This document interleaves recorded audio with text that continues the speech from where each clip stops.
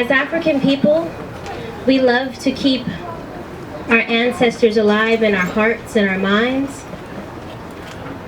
People have come before us who have done a tremendous work, and in their lives promote inspiration for the people. And so when they pass away, when they transition into the next realm, we do want to keep them in remembrance, keep their names alive, keep their memories alive, so that their work will never be in vain. So we pour libation, we use water upon the earth, and we call their names, and we remember their stories. We remember the inspiration and the things that they have given to us. Those of them that have sparked us to move forward in a positive manner.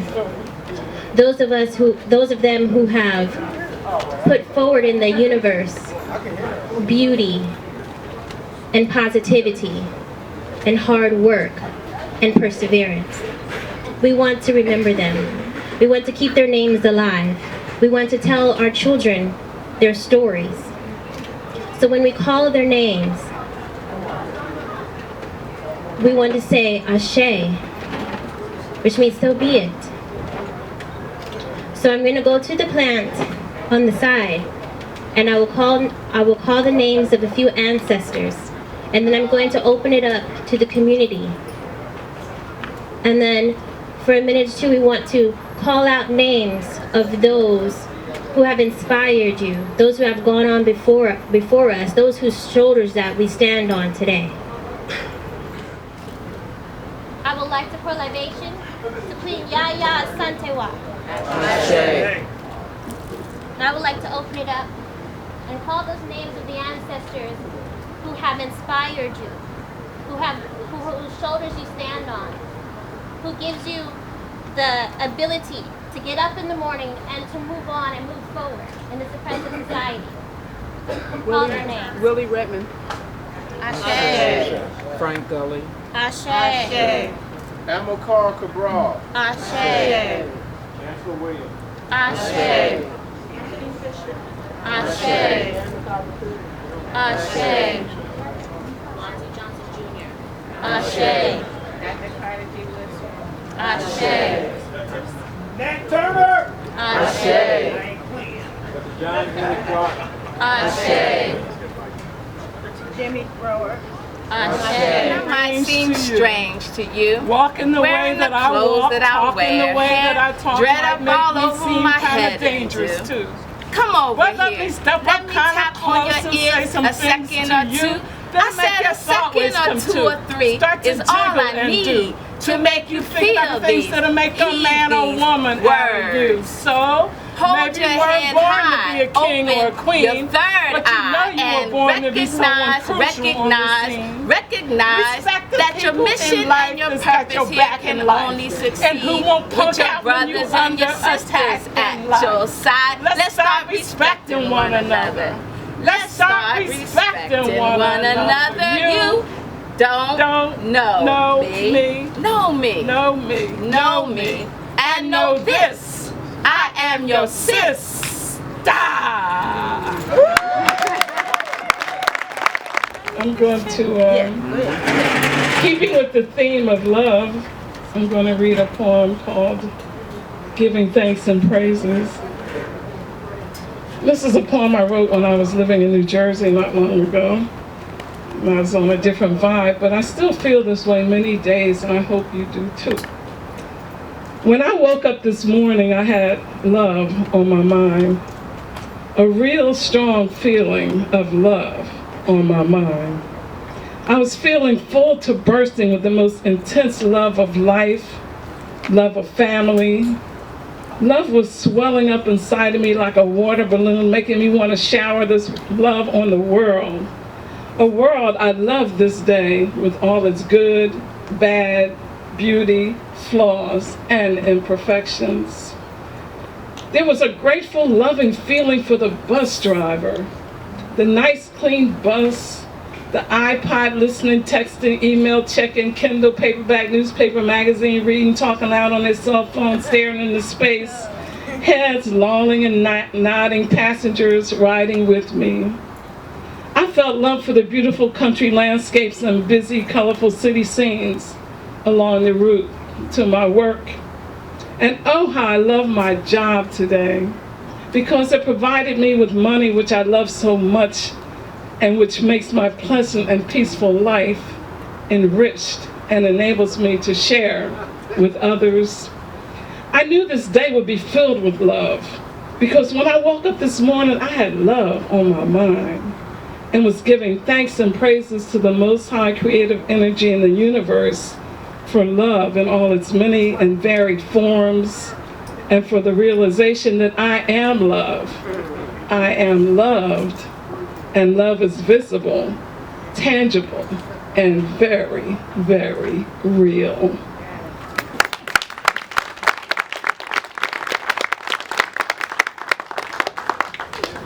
So yeah, the theme was love over lust, I believe. And of course I picked my phone out now. Oh, there we go.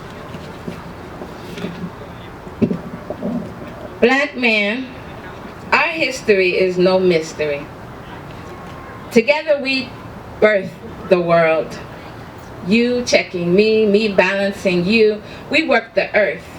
We navigated the Nile, charted the stars, communed with the Creator, lived in the image of the Holy Spirit. We danced by moonlight, you beat the drum for me. My heart kept the rhythm. Together, we were poetry.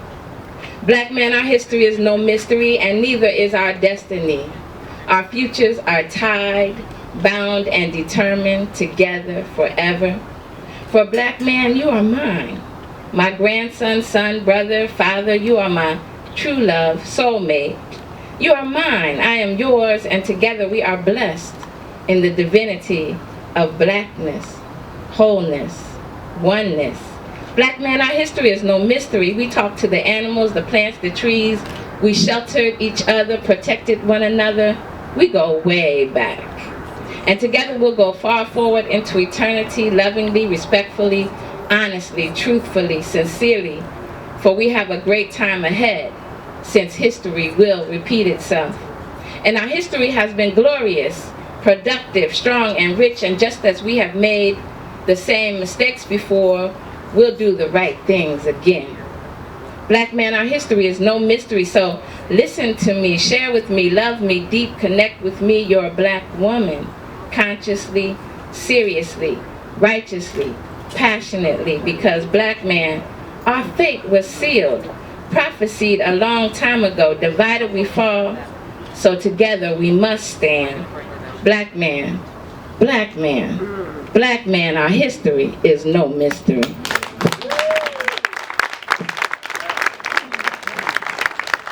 Can anybody hear me? Can anybody hear me? Does anybody feel me? Does anybody Is feel anybody me? listening to us? Is anybody listening to what's going on? We've got to stop hate before it's too late. With love, love, love, love, love. Can anybody hear me? Can anybody hear Does me? anybody feel Does me? anybody feel Is me? anybody Is anybody listening to what's going on? We gotta stop. We've got to stop hate before it's too late. With love, love, love, love, love. Can anybody hear me? Can anybody hear me? Anybody feel Does me? anybody feel me? Is anybody listening to what's going on? We gotta stop. We gotta stop hate before it's too late. With love, With love, love, love, love, love. Try love, love, love, love, love. More love, love, love, love, love, and peace. Woo!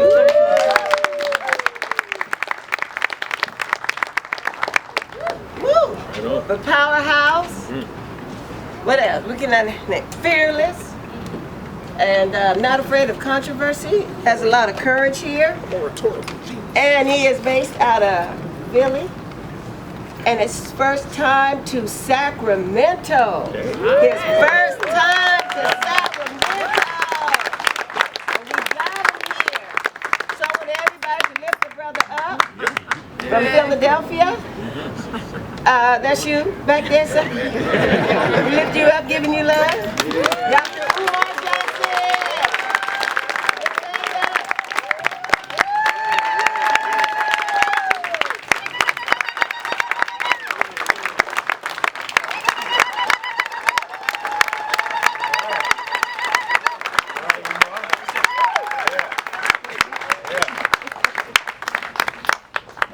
We've been waiting for this, brother.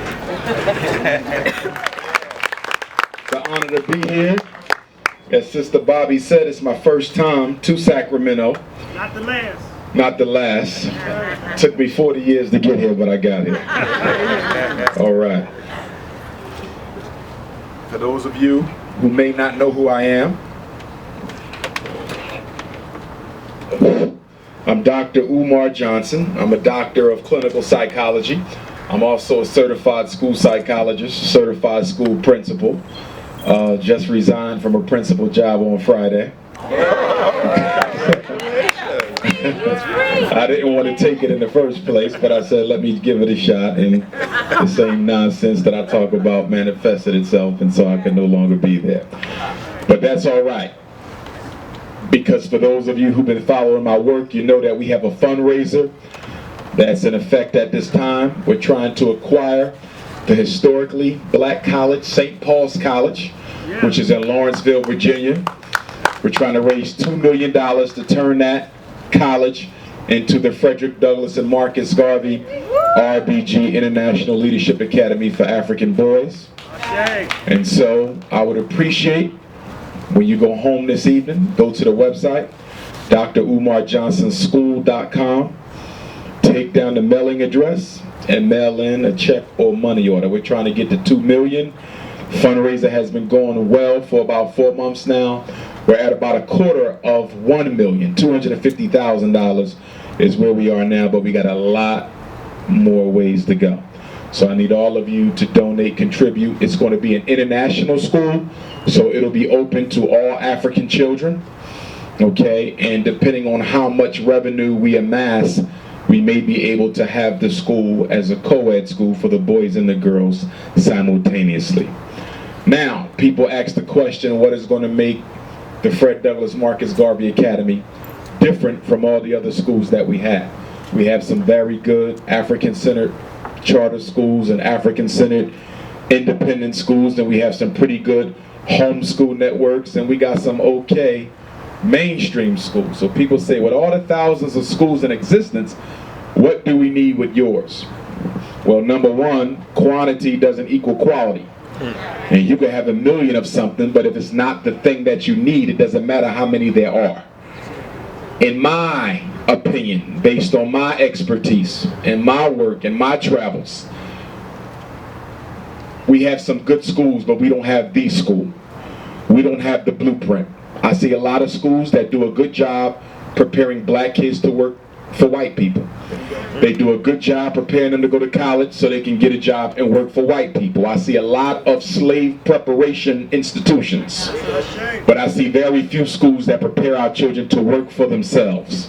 And that's what's going to be the difference. Our platform is going to be independent economic and political power. And to that end, in addition to math, in addition to science, in addition to language, in addition to history, we're going to teach our children agricultural and agronomical science. There is no culture without agriculture. And no matter how many college degrees you have, if you cannot sustain life in a disease-free way, you have been miseducated. And so that's going to be the first science. The second is going to be physical and dietary science, where we teach the children how to heal disease naturally without the intervention of Western medicine. We're going to teach them the art of medicine, meditation, naturopathy, herbology, etc. We want our children to graduate with the masterful knowledge of a Dr. Sebi or the masterful knowledge of a Laila Africa. That's where we want to get our children to. But the importance of agricultural science lies in the fact that it's one thing to know how to grow food, but it's something else totally different to know how to use food as an economic enterprise. So not only do our children need agricultural science so they can sustain their lives, but they also need it so they can sustain their economic growth and empires as well. We're also going to teach our children political and military science, which for me as a Garveyite and a Pan-African nationalist is very important, because I notice in the black community we're real high on history and culture, but we're not real high on politics and economics and military strategy. Worship in the past is not going to solve your problems. Building for the future is what's going to solve your problems. And so we're going to make sure our children understand white supremacy, what it is, how it exists, and to be able to identify it even if it comes in blackface. We want to make sure our children understand why there's a mass incarceration war against black males, understand why there's a sexual confusion war directed at black children, understand why half the black men in America are unemployed, understand why black women are in the situation that they are in economically, politically, and otherwise, why we have a police brutality issue that sends almost no cop to jail for killing innocent black children. They have to understand where Ebola comes from, where AIDS comes from, where West Nile comes from, and where half the cancers that we suffer from come from. We're also going to teach them military science, how to shoot a gun, how to clean it, how to store it, how to protect it from unsafe usage. That's very important, because a lot of us don't like to deal with the military aspect of things. But let's be clear, Africa and African people are in the condition we're in now because we have the least efficient military technology. The white man is king because he has the biggest gun. His power is at the end of a barrel. That's how he took Africa, that's how he maintains it. And the only person who rivals his military dominance is the Asian. The Asia, China, is the largest manufacturer of small arms on the planet. So it's no coincidence that the Asians and the Europeans run things, because they have perfected their military technology while many of us were just sitting around praying and hoping. So there's some things that we have to change. In fact, we need a whole new paradigm as we go forward. The paradigm that took us through slavery didn't work to get us through civil rights. The paradigm that got us through civil rights will not work to get you through black power. What got us through black power will not work to get us through the turbulent 21st century. We have to do a lot of shifting of agendas, shifting of priorities, and shifting of mindset. And that's why the Fred Douglass and Marcus Garvey Academy is going to be so important. Our next science is going to be economic and financial science, the grand Achilles heel of the Negro. We have all the books, all the DVDs, all the trips to Kemet, all the knowledge you can fit in one lifetime and own absolutely almost nothing. I say almost nothing because we're standing in a black franchise right now. But we're not doing well economically. When we came out of slavery in 1865, for those of us who were descendants of enslaved Africans, because I understand not everyone was, I was, we owned 1/2% of all the wealth in America in 1865. Well, next year in 2015, we celebrate 150 years since the 13th Amendment. 150 years since slavery, and black people still own only 1/2% of all the wealth in America. So in 150 years, your wealth ownership hasn't climbed a 0.5%. Our children have to understand why, and they have to understand how we go about changing that unorthodox political economy in which we find ourselves. That means we have to change the beliefs. Many of us were raised on a diet that the want of money was the devil's workshop. That the root of all evil was the love of money. So untrue. The root of all evil is not having no damn money. When you go home at night, you're not ducking from rich people. You're ducking from people who go without. And so we have to change black people's repulsion to having money. That's why so many of us like to spend it as soon as we get it, because we've been conditioned through church and religion and mosque and everything else that money is bad. But if you know how to use money, money can be quite good. So we have to get over our repulsion to economic efficiency. So when your child finishes the 9th grade at FDMG, they will have their own business plan. When they finish the 10th grade, they will have mastered the stock market, not just New York, not just China, but South Africa, Nigeria, and London as well. By the time they're done the 11th grade, they will have mastered the real estate market in their home state. And by the time they're done the 12th grade, they will understand the art of multinational investments and corporation building. When your child graduates from my school, whether they go to college or not, they'll be able to earn a living in at least 6 to 12 different skill-based areas. Graduating children and sending them to college has not helped the black community. It's only put more of us into debt. Because the only thing you're guaranteed with a college education is debt if you're black in America. I can say that, many of you know it because you got college degrees just like me and you're still paying off the loans. A PhD in Macbeth has done nothing for you. It doesn't mean we shouldn't send some of our children to college, because if you want to engage in certain professions that are legally regulated, you must have a college education. So if you want to be a doctor, lawyer, psychologist, educator, there's no getting around it. You must get a college education. But I think we would all agree that we're sending too many boys and girls to college who do not want it. But we're sending them anyway because it looks like they know what they want to do with the rest of their life. And so you send your son or your daughter to UCLA or San Diego State, $30,000 a year, and they drop out after 2 years, and now you're angry at them for dropping out on your money. But you really should be angry with yourself, because you know that you did not raise those children with the discipline necessary to finish that program. They came out of your house. So if they dropped out because mommy or daddy didn't give them the tenacity necessary to go away to school and complete the program. So the anger should not be at them, it should be at you. Because what is the number one responsibility of a black parent, especially one raising an African boy? Discipline. If he does not have it when he leaves your house, white supremacy will be waiting to gobble and swallow him up. Too many of us are raising boys who don't have the discipline. And why do we do such a terrible job teaching discipline? Because you can't teach what you don't have. And a lot of us don't have no discipline. So how do you raise a disciplined child in an undisciplined home? How does an emotionally undisciplined parent raise an emotionally disciplined child? You can only get butter from butter and water from water. And failure comes from failure. So we have to start looking a lot more closely at how we do things. People ask me, why do you want a residential school? Why can't the children just come back home at night? I want my babies at home with me. Well, therein lies part of the problem.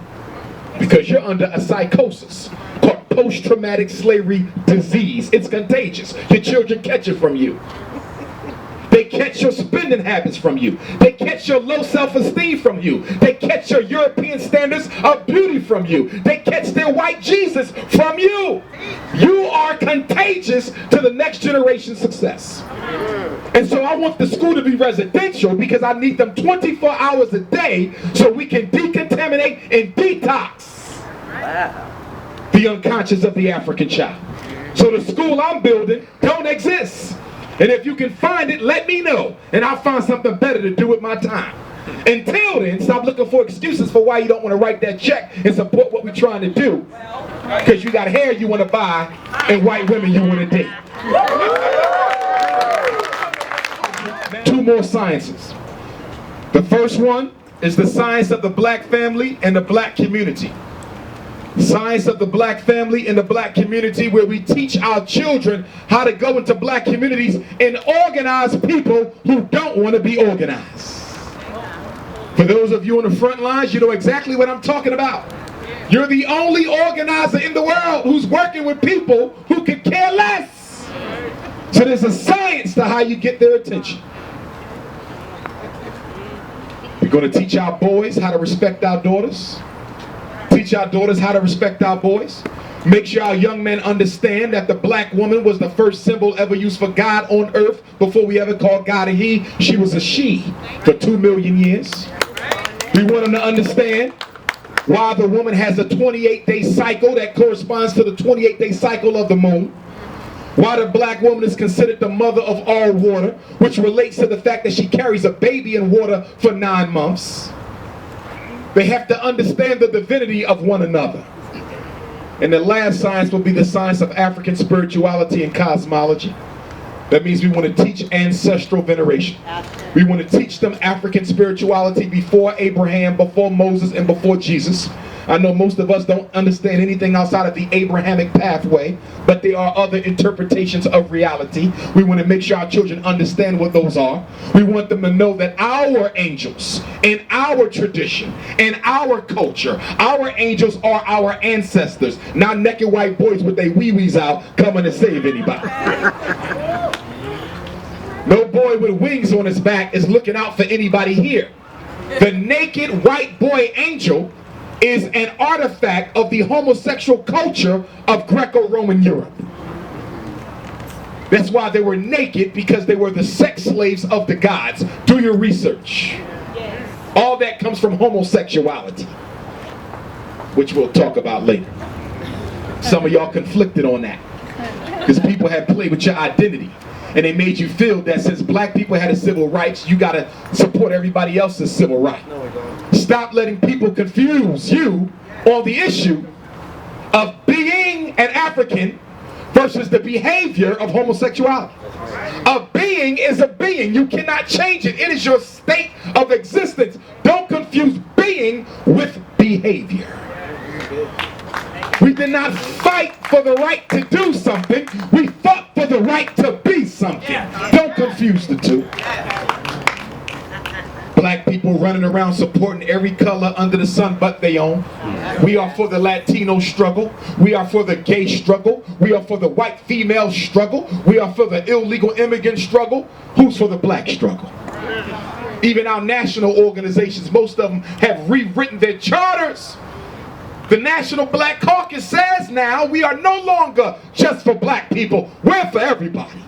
The NAACP, we're for everybody. The Urban League, we're for everybody. Half your fraternities and sororities, that's right. Black bourgeoisie, we're for everybody. How are you going to be for everybody and still be for yourself? You're the only people who want to love everybody else except yourself. Black people are totally separatists when it comes to each other and totally integrationists when it comes to another group.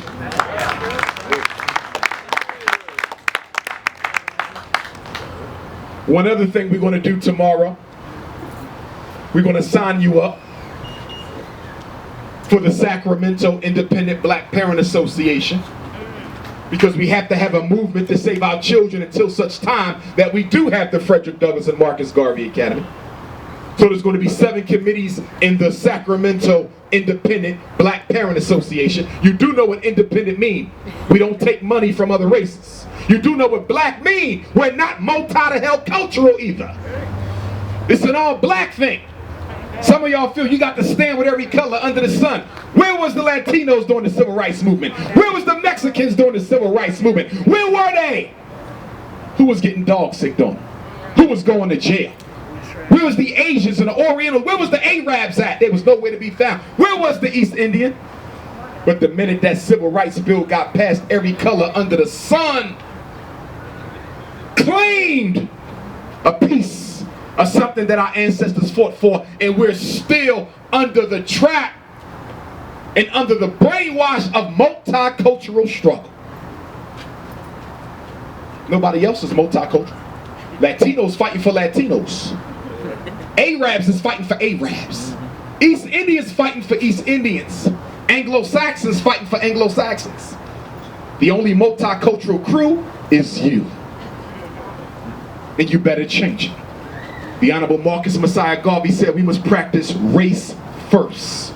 You must be African family first. You must think for the group before you think of your own selfish clique interests. That means you're an African before you're a Kappa. You're an African before you're a Delta. You're an African before you Muslim. You're African before you Hebrew. You're African before you Christian. You're African before you Mason. Be African first.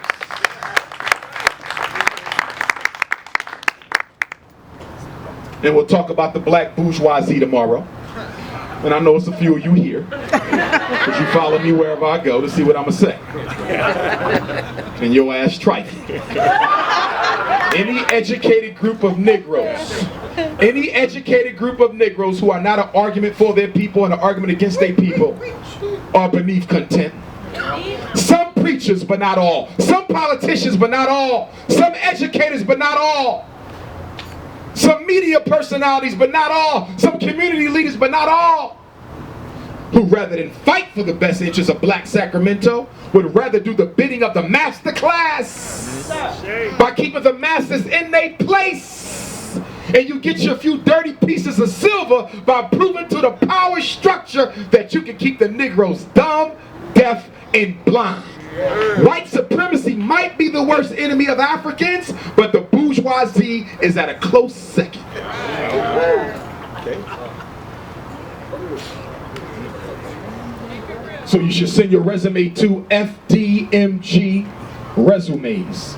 FDMG, that's the acronym for Fred Douglass, Marcus Garvey, resumes, RESUMES @gmail.com. FDMG resumes @gmail.com. Please include a cover letter. Doesn't have to be long, but tell me how you feel you can think. How do you feel you think you can benefit our children by working at the school? I just ask that you fulfill 2 requirements if you're going to send me a resume. 2 requirements. Because you are going to be role models at the school, so 2 requirements. Number 1, you cannot be sexually confused. You can practice your freedom somewhere the hell else, but not at my school. It ain't that type of party. That's right. No floating, no showboat. That's right. Number 2, your husband, your wife, your partner, your mate, whatever you want to call them, better look like your mother or your father or stay the hell away from me. I do not support interracial marriage. I do not ascribe to that foolishness. How the hell you going to be a teacher of black boys married to a white woman? It ain't that type of party. Stay your ass in Sacramento. Be multicultural in Sacramento. But you come to the FDMG Academy, we are 100% unapologetically African. I heard y'all real multicultural in California.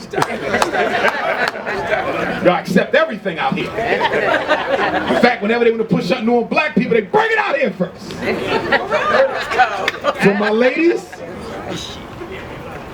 the Anna Douglas and Amy Garvey Academy for Young Women will be a naughty by nature institution. It will be a happy to be nappy organization. That means no girl will come to my school, no woman will work there who isn't wearing Mother Nature's hair. There will be no perm on my campus. There will be no wig, no weave, no extension, no straightening comb, hair color, or Jerry Curl. Hallelujah. You must be Nazi by nature. Now you got some time to get your new growth on. Because the school ain't going to be open for about another year. So even if you Jerry Curl now, you can send your resume in and start getting that new growth in. Because you know how that perm eats your scalp up. You got a bald spot in the back, 2 on the side. So get yourself together. And people always ask, what difference does it make my daughter's hairstyle? What that got to do with a decent education, everything, black family? Because the young black girl's #1 war is her beauty standard. Every day she wake up, she's being told she gotta look like a white woman in order to be attractive. Right. And unfortunately, her mother is the manifestation of that belief. I always tell black women, they say, well, these brothers keep running around with the white women. I said, well, I agree with you, it's wrong, it's not acceptable.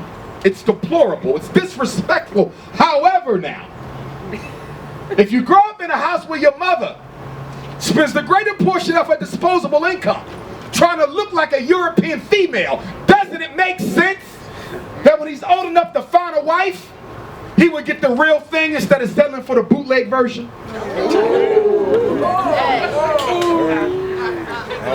How in the hell are you going to be mad at a black man for dating white if you're trying to look white? Don't laugh, black man, because you trifling as hell.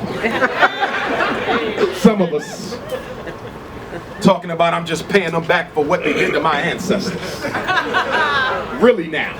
Are you aware that the white woman is always in power in that dynamic? Whether you land on top of her, she's still in control. One phone call changes your whole life. And the most trifling thing about the black man's love for the white woman is unprecedented in history.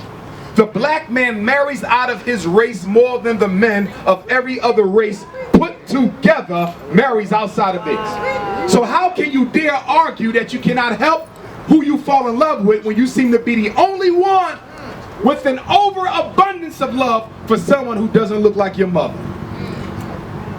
And let's be clear, black men, the white women you date, with all due respect,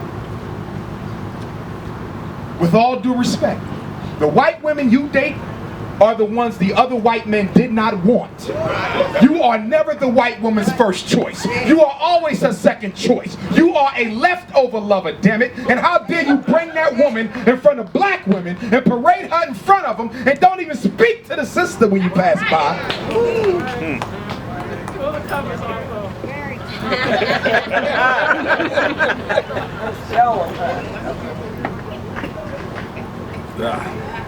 Okay, let's go. Relationships. When we deal with relationships from your own self-defeating thoughts, one of the biggest misconceptions about relationships is when people say that he or she messed my life up. Therapeutically speaking, I would beg to differ. Your life was already messed up. Right.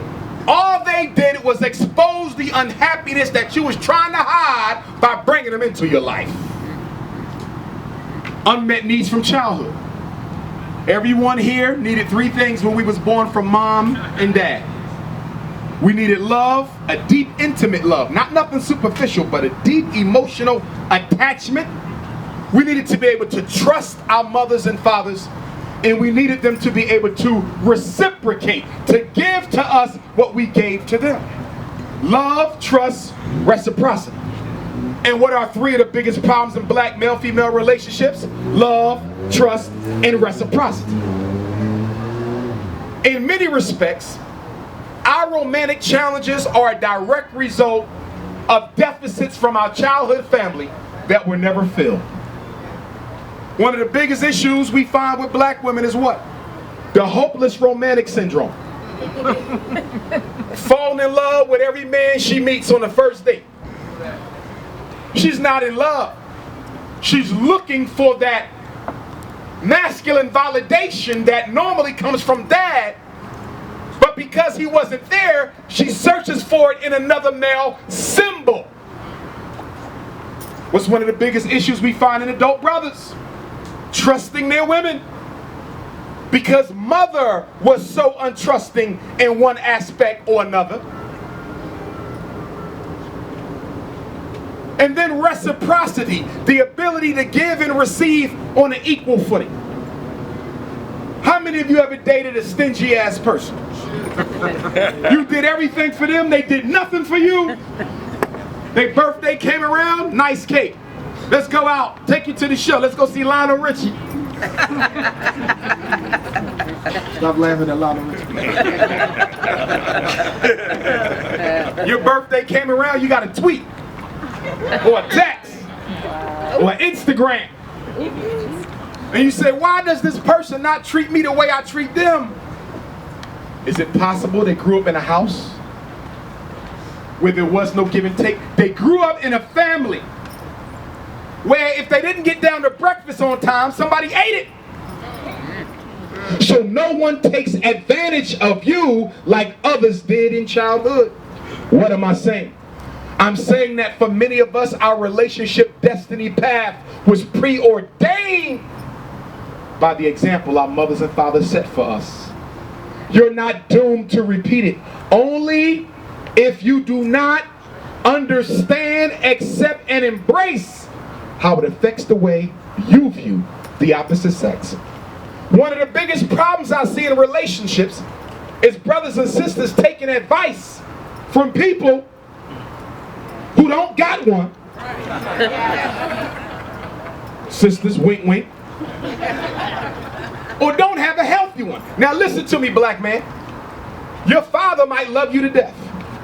But if your father has had failure after failure after failure at relationship, you cannot take advice from that man. He's too bitter. He's too presumptuous. He's too biased based on his own experience that he's going to do what? Poison your mind against black women. Sister, misery loves company. And although your auntie and your grandmama and your mama loves you deep down inside, if you get married and move away, who would they spend their afternoons with? So you have to only take advice from people who have been successfully living the relationship life. We are predisposed to take it from folks who don't know anything about what they're talking about. And then we have to talk about materialism. We're caught up in European Western capitalism, which says that when we choose a husband or a wife, we have to take into account their materialistic situation. So a lot of sisters look at the brother and say, how much is he worth? What kind of car does he drive? What kind of house? Brothers look at the sister, they say the same thing. How many degrees she got, what she bringing to the table. Don't get me wrong, it's relevant. It is very relevant. But it should not be the overarching characteristic in your determination to date somebody. Have you ever figured for once that maybe your life mate is somebody who don't have a degree at all? Black man, have you ever figured the possibility that the woman of your dreams might already have 2 or 3 children of her own? One of our biggest problems is we don't stay open to the possibility of finding the person who can assist us on our path. Most of us have already created this person, this invisible archetype of the husband I want. You drew him up, 6-pack abs,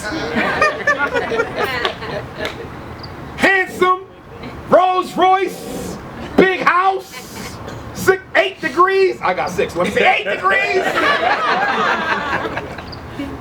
But the man of your dream sister might not come in that particular look.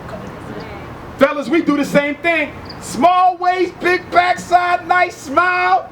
She be bouncing with it. But what you fail to realize is once you get that queen, 5 babies, the bounce gonna stop. She ain't gonna look that good after 5 children. He said only 2.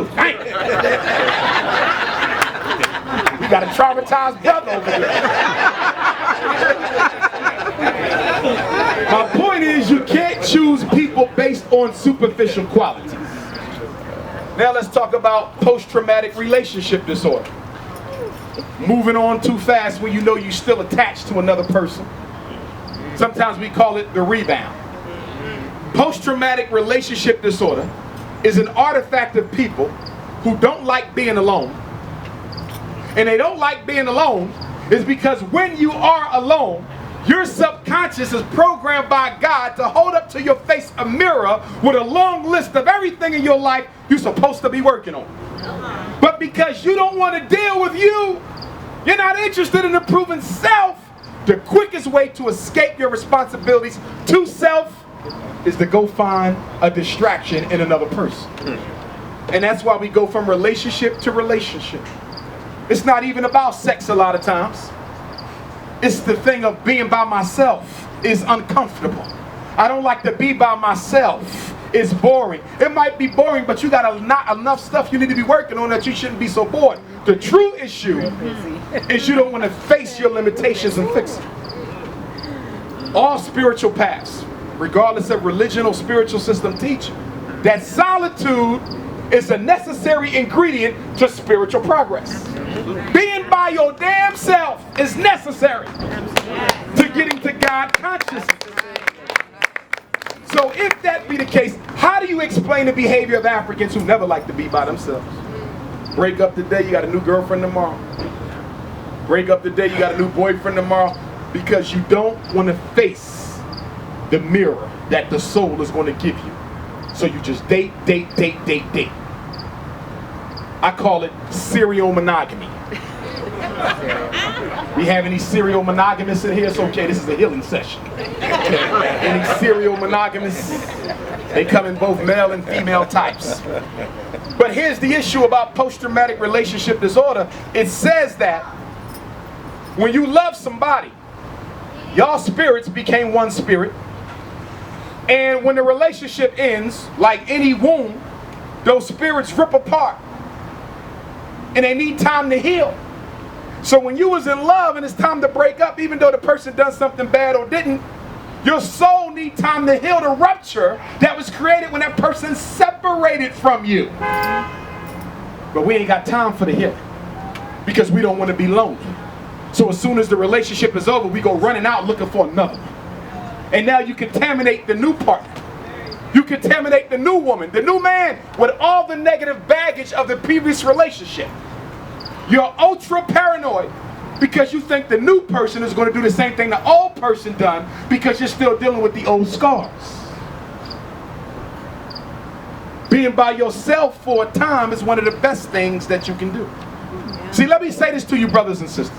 When we date each other, dating is often an exercise in assuming Hollywood roles that are really nothing reminiscent of the real person. When we date, we intentionally project to the other person a false notion of who we really are. And this is why we run into so many situations where people say, we dated for 10 years. We dated for 20. Got married Saturday and filing for divorce next week. What is it about dating that goes so well for a decade or two? And as soon as you jump the broom, as the ancestors would say, as soon as you jump the broom, it's time to get a divorce. People say marriage changes things. Yes and no. It only changes one thing. Marriage will bring out the true person who was hiding through all them years of dating.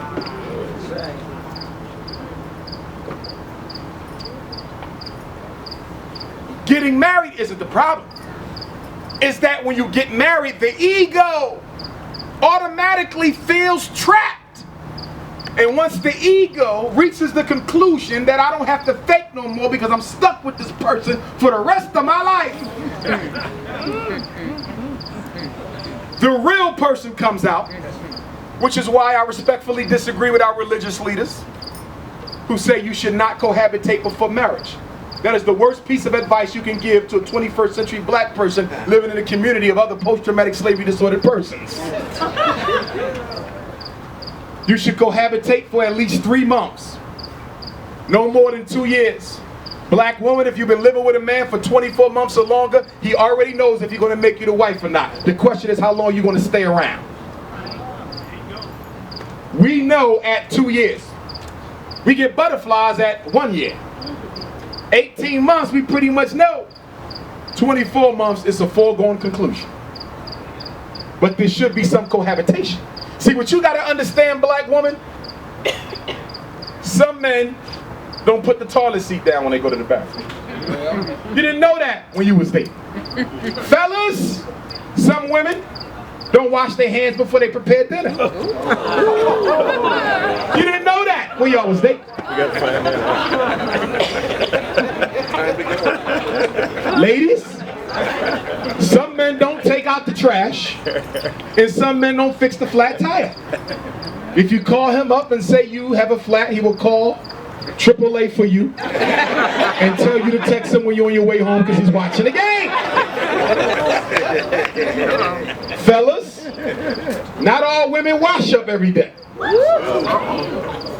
Some sisters are into the natural movement where they conserve water and they use 12 drips a week. You didn't know that when you was dating, but you know now. My point is, when you live under the same roof with people, you see things you would have never saw no matter how many years y'all was dating. Dating is easy. Pick them up, go eat, go to the concert, go to a movie, bake a cookie, take them back home. That's easy. 10 years of that is easy. 20 years of that is easy. An occasional spending the night, that's easy. But when you got to live there day after day, you start seeing people pain bodies manifest. What is the pain body? We all have it. Pain body is a repository. It's an auric field of all the negative relationship experiences you've ever had. Mom, dad, ex-husband, ex-wife, boyfriend, girlfriend, baby mom, baby dad. Anybody who let you down emotionally. That experience is stored in your pain body. But your pain body stays asleep until something happens that wakes it the hell up. That's why when people tell me, Dr. Umar, I found the perfect woman. We've been dating for 10 years, never lived together. We've been dating for 10 years and we've never had an argument. And I'm sitting there saying to myself, there's not a person walking this earth who don't have some bad days. And if you've never seen your potential partner's bad days, you don't know that person. Are y'all following me? We all have that other side. Ain't no faking it. You don't marry somebody until you've seen that other side so you can determine whether or not you can live with it when it wakes up. You ever date somebody who had such a pain body that when they really got ticked off, you had to move out the house for a month? And ladies, you got to be really careful because domestic violence is a big issue in the black community. Too many black women being beat on in religion and out of religion. One of my biggest issues with the religious groups, all of them, ain't none better than the rest. They're too tolerant of religious domestic violence. And I can speak on that because I'm a therapist. I done went to so many imams and pastors and rabbis and this and great king this. You know one of your members is beating his wife daily. Oh, well, they took an oath before the Lord. It's none of my business. You damn coward. We got a big issue. God didn't intend for that woman to get beat on. And sisters, you got to do a better job of supporting other sisters through them types of situations. I argue that one of the reasons we have such a big domestic violence problem is because we got a big sisterhood problem. Sisters ain't got sisters they can turn to. Don't get me wrong, brothers got issues. We got a big ego thing we got to work. Old lion, young lion, this lion, that lion. We got issues. But see, the thing with a black man, me and him can have a problem. A big problem. Ego-based, as it usually is with brothers. 5 years will go by, I will see him walking down the street. We will shake hands and start over. Am I wrong, fellas? That's all right. That's right. There's a certain amount of, we got time limits on our problems. We have like a 3 to 5 year time limit. After 5 years, no matter what problem we had, we met, it's over, start fresh. Not with the sisters. Y'all have no term limits to y'all nonsense. She could have took her boyfriend in 8th grade. She could run into her at Whole Foods at 8. And they got to slug it out. The pettiness between the black women is something that you sisters have to solve on your own. Y'all gotta have an all sisters convention and sit down and talk about the issues. I remember I used to have my Pan-African Boy Scouts program. Whenever I needed men to volunteer, it was easy to get brothers to volunteer to work with the young brothers. It was easy. But when I had my Pan-African Girl Scouts program, it was hard to recruit sisters to work. Oh no, she thinks she grown. She's smelling herself. She thinks she's cuter than me. Well, she is cuter than you. She's 14 and you're 50. Get over it. But the competition is so intense between the age groups. If I need a mentor, I can get me an elder brother to mentor me. A sister need a mentor. It can be difficult. Because the first thing the older sister gonna do is size her up to see whether or not she doing better at that point in her life than where she was. So instead of the 50 and 60-year-old queens mentoring the 30s and 40s, and the 30s and 40s mentoring the 20s and the teens, they got beef. Which leads to a lot of loneliness amongst black females. When you study your potential mate, you have to study their value system. We have this thing that says we have to be similar in most domains. I don't agree with that. You do not have to be the carbon copy of your partner. I don't agree with that. Y'all need to be carbon copies, though, of each other's value system because you can run into trouble. So for example, I'm a psychologist, she's a psychologist. I'm a Pan-Africanist, she's a Pan-Africanist. Her parents were married, my parents are married. It looks like we evenly yoked, but we not. Because I like to save money and she like to spend it. She think I should be home on the weekends with her and the children playing family, and I think I should be able to hang out with my homies all weekend.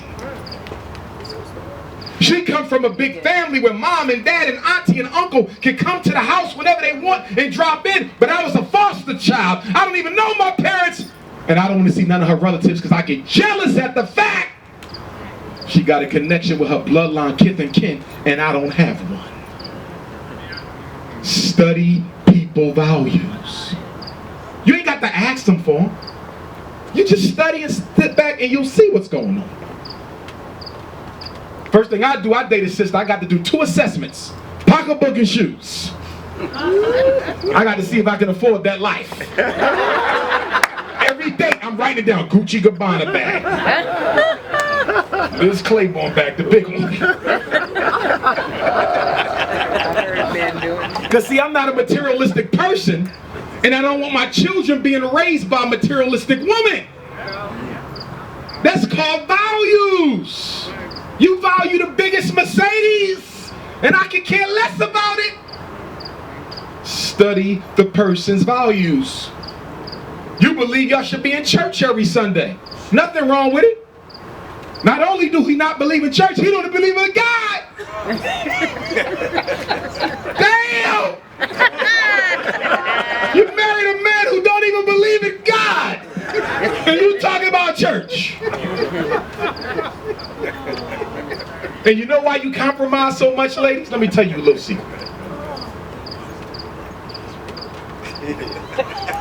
Ladies, and this is true for men too, once you allow intimacy into the picture prematurely, you can no longer evaluate that man objectively, especially if the intimacy took you to places you've never been. He baked that cookie like no cookie ever been baked. There it is, butter, cinnamon, and a little alcohol. Skim milk. You baked that cookie. And now because you baked the cookie with a man prematurely, you start looking at him trying to make it look like it can work. Because you don't want to admit to yourself that what happened shouldn't have happened. And instead of being a big girl and moving on, I'm going to try to bring him with me. Cut your losses before they add 2 more. Yes. Fellas, the same thing with us. Yes. That woman take you somewhere you never been. You can't see her right no more.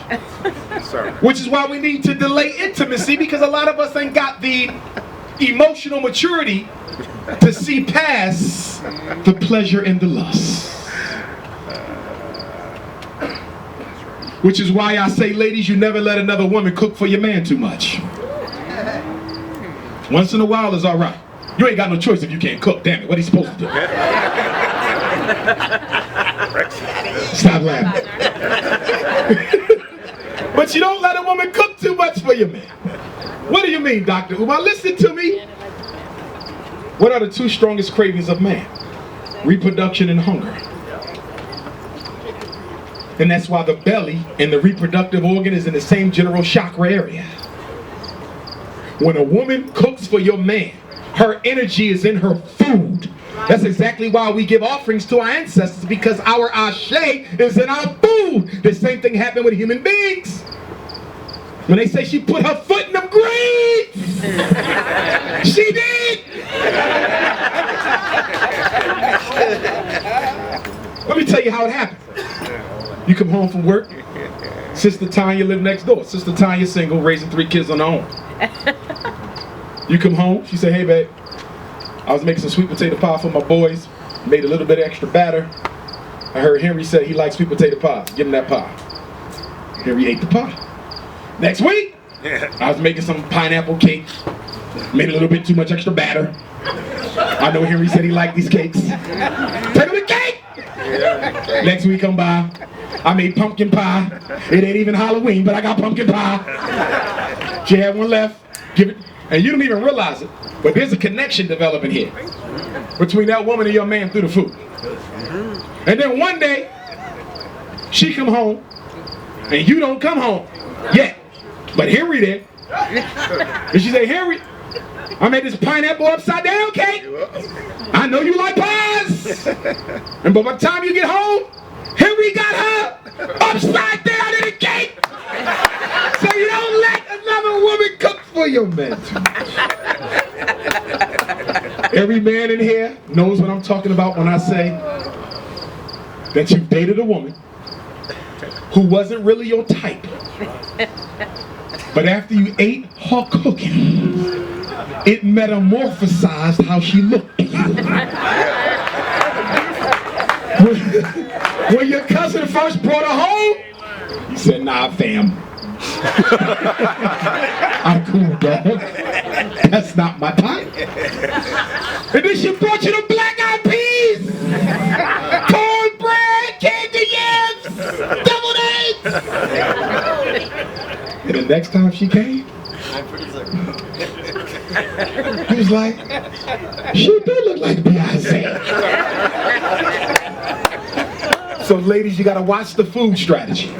It's one of the oldest strategies in the book, and it still works. And how does a woman take your man? Because I always get sisters who send me emails, Dr. Umar, you should have saw who my husband was cheating with. I can't believe it. He went and go got some, and I'm all. You know what they do? Women study your weaknesses and cater to your man's ego. Let me say it another way. She does for him what you do not. You don't cook, she will. Yes. You don't say you're a hard-working brother, she will. Yeah. You don't cut them toenails, she will. She caters to his ego, and men are suckers for the ego. Men suckers for the ego. I'm gonna get back to y'all about the polygamy in a minute. The last thing on this slide is when you have children, y'all gotta make sure y'all can get along with each other's children. Because too often we decide to get married and we didn't even include the babies. Dating process. And you raise your kids a certain way, I raise my kids a certain way. In my house they do homework, in your house they don't have to. In my house they can talk back to me, in your house you don't play that. How you gonna bring them kids under the same roof with two different governing styles? The children might not bring you together, but they can definitely tear you apart. Ladies, you're about to marry a man who beats his kids every time they do something wrong. Can you live with that? Fellas, you're about to marry a woman who's going to hide everything your son does wrong from you, so you don't even know the boy is going to hell because your wife wants to protect him from his big bad father. You have to study the parenting style. That woman got children, that man got children. The first thing you got to do is see how they deal with their children. Can you live under those rules? And then some of us got this thing where we don't want our new partner chastising our child. That's my baby, not yours. You got. But no black man is going to sit in a house and watch a teenage boy and expect to tolerate that because she said it's okay. A man can't do that. And that's why, ladies, you got to get your boys in order before you bring a real man in the house. And men, we got to get our daughters in order because them daughters can be trifling as hell to a woman. But bringing a new adult into the life of a child can be a very traumatizing thing, so you need to prepare the child. If it's one thing we do wrong, for those of us who have children, I have 2 daughters. If it's one thing we do wrong, we introduce new partners into our children's lives without even preparing them for it. Your daughter find out you got a boyfriend when he shows up. Your son realize you got a new wife when she shows up. No conversation, no nothing. That's wrong. That's wrong. And then when you break up with each other, sometimes you have to break up. It happens. You should try to fight to preserve something if it's worth preserving, but if you got to go your separate ways, do the children a favor. And sit down and have a conversation with them before you leave, not after. If you're breaking up, y'all sit down, y'all bring the children in. You might talk to the children one by one if the ages are spread out.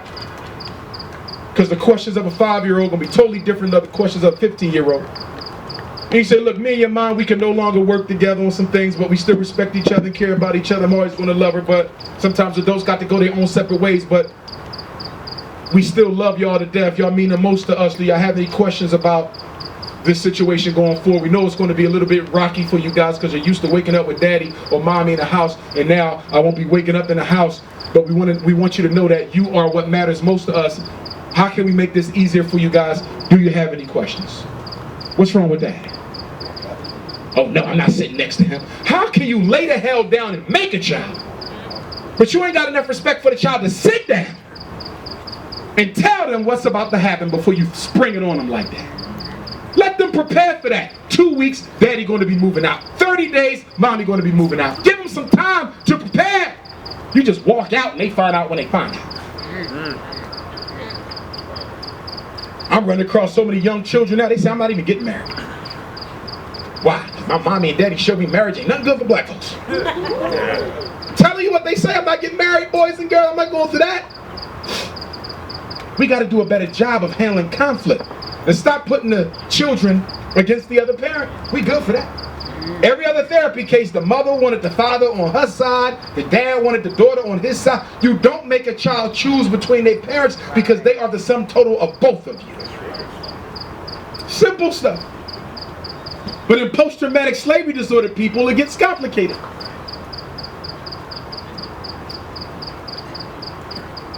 Let me move here. Okay. There's 3 attachment styles, primarily when we date. Secure, anxious, and insecure. Now let me ask you a question. Answer to yourself. What kind of attachment did you have with your parents? Did you have a secure attachment? When daddy dropped you off and he said he was coming back at 4, he showed up at 4, not 4 weeks later?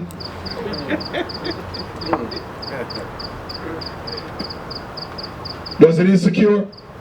Mommy dropped you off at the daycare, she always sent the next door neighbor to come pick you up and you was always the last kid to get picked up from school? Or was it anxious where sometimes you could trust mommy and sometimes you couldn't, sometimes you could trust daddy, sometimes you couldn't? See, this is attachment stuff. Most of our relationship problems is attachment stuff. For 95% of the people listening to me now, the type of attachment you have with your parents is the exact type of relationships you tend to run into now. You have the same type of pattern, ambivalent, secure, or insecure. See, if a woman didn't grow up with that father there, that hopeless romantic, she's going to be less trusting. If a man had issues with his mother, he's going to be less trusting. That's why you got to study people's relationship with their opposite sex parent. Study their relationship with their opposite sex parent. If you a man dating a woman, what kind of relationship she had with her dad? Was it good? Was it bad? What type of beliefs did her mother teach her about men? Ladies, you got to do the same thing. What kind of relationship did that man have with his woman? With his mother, excuse me. And even if it was healthy, ladies, you got to study it beyond being a positive relationship because it could have been a psychologically unhealthy one though. For example, it is within the tendency of most women, black or white, rich or poor, when they don't have a man in their life, to upgrade their oldest son to man of the house status, and he becomes their symbolic husband. When your oldest son becomes your husband, you can no longer hold him accountable as a child because you made him your equal. And when black mothers make their sons their husbands, not sexually, psychologically, when black mothers make their sons their husbands, he becomes your equal. You can no longer chastise him. In fact, he's probably more likely to be chastising you. How many of us know sons who run their mother's lives? Most of the boys I talk to in prison, guess where they learn their core beliefs about women from? Their mother. Dr. Umar, my mother told me don't ever trust none of these bees, these hoes, these gold diggers. Their mother! It's the mother. Women are destroying the minds of men towards women. Look at that karmic circle. And fellas, we got to do a better job ourselves. If you dating someone who had an insecure relationship with their mother and their father, no matter how good of a partner you are, no matter how honest and faithful you are, you may always have problems. Somebody who couldn't trust their parents going to have a hard time trusting you. Somebody who wasn't loved by their parents going to have a hard time loving you. And how do we adapt to a situation where we didn't get what we needed. If a man couldn't trust his mother, how does he deal with women? One of two ways. One of two ways. He's either going to trust every woman he meets on the first date, or he'll never trust her at all. He'll trust the woman he meets on the first date, or he'll never trust them at all. Ladies, if you never had your femininity validated by a father or father figure, you never felt that deep, emotional, intimate, loving connection with a male father figure, how do you deal with that when you date? One of two ways. Hopeless romantic, you fall in love with every man you meet, or guess what? You never love a man at all. Man been with you for 15 years, treated you like God, like gold, took care of your kids, paid the bills, never cheated, and you still talking about something, I don't know if he's the one. It's deeper than him. It's even deeper than you. Some of y'all here scratching, stop scratching. I know I'm scratching the surface. There's guilt. See, when somebody in therapy, you ask them a question, the first thing they do is scratch their nose. It's because they conjuring up a lie. Okay? Now, unmet needs from childhood. We needed love, attachment, trust, reciprocity. If you didn't get love from your parents, you're going to love everybody you date or never love at all. If you didn't have a secure attachment with your parents, you're either going to be physically unavailable or physically dependent. Some of y'all have seen this before, right? When you dating somebody but they never want to be around you. Y'all might bake a cookie but he want to go in his own room when y'all done. Right? Or you dating somebody, they want to be up under you all the time, smothering the hell out of you. You ever date one of them types? Yeah. They want to go everywhere with you. Bathroom, doctor's appointment, everything. Damn, can I breathe? Good God. Was it the pineapple pie? If they couldn't trust their parents, they're going to trust you on the first date or never trust you at all. I've been with this brother for 10 years. He still don't trust me. It ain't about you, sweetheart. Something deeper going on there. And then you got reciprocity. You give to them, they give to you? Or are they stingy even though you give to them? See, when you date somebody, you should ask the 4 questions. Does this person have the ability to love me? Does this person have the ability to trust me? Does this person have the ability to treat me like I treat them? And can this person have a healthy attachment to me without always being paranoid that I'm going to do something wrong and hurt them? Listen to me, Sacramento. Y'all have a lot of spiritual vampires in Sacramento. A spiritual vampire, male or female. They look like regular people. But they're not. They ghosts and goblins and shit. These are people with psychological problems out the wazoo. Sexual abuse, child abuse, neglect, thrown away by the parents, low self-esteem, they got issues. But they hide them real well. And they only come out at night like vampires. At the Dr. Umar lecture. And you meet them at the Dr. Umar lecture for a couple weeks and be going, good girl. Then all of a sudden, he does something to let you know he ain't got all his marbles. Fellas, you come home one day and she in the bathroom mirror fighting herself.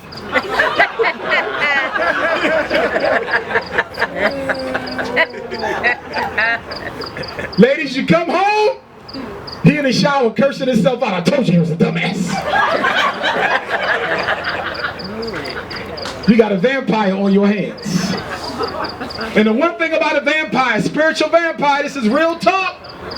They will drain you of life energy if you let them stick around, because a psychologically unhealthy person is a selfish ass person. They can't take care of your needs because their needs is the only one they see. That's right. There's no way you can be in a relationship with a psychologically unhealthy person and it be a fulfilling back and forth reciprocal relationship. Impossible. Somebody with low self-esteem, their issues is the only one they see. They never see you. Somebody with bipolar, borderline, any other issue, they never see you. Always only seeing themselves. Look at that. Now we all got a little baggage. Nobody's perfect.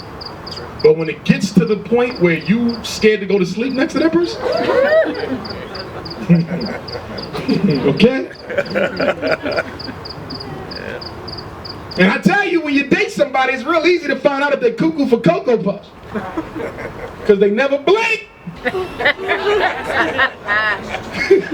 You've been on a date 5 times, he ain't blinked yet. Wind blowing and everything. Hey, baby, what you want to go eat? You know when you're dealing with a psycho because you get a little tingle. Like something ain't right with this person. Get out of there! Or you catch a vampire. And they suck your energy. A couple of weeks go by, your girlfriend's looking at you, your homie's like, damn, you looking like you aging real fast. You just turned 40, you looking 68 in 2 weeks. And you know when you're dealing with a vampire, because soon when you come home, it get dark outside, the thunder hit. TV start crying. Listen, stop bringing other people's dirty laundry home. Stop it. Some of y'all got that in y'all. We're going to talk about that in a minute, the healers. We want to heal people. We like these self-made psychologists. We can fix everybody's problems. You ain't even fixed your own yet. How you going to fix his? Talking about I'm going to save him from alcoholism. But you addicted to cigarettes? Crazy! Let's talk about it. Then we talk about the main values, saving versus spending, family versus friends, regular intimacy versus non-intimacy. Now for my married sisters, this is a big complaint amongst married men.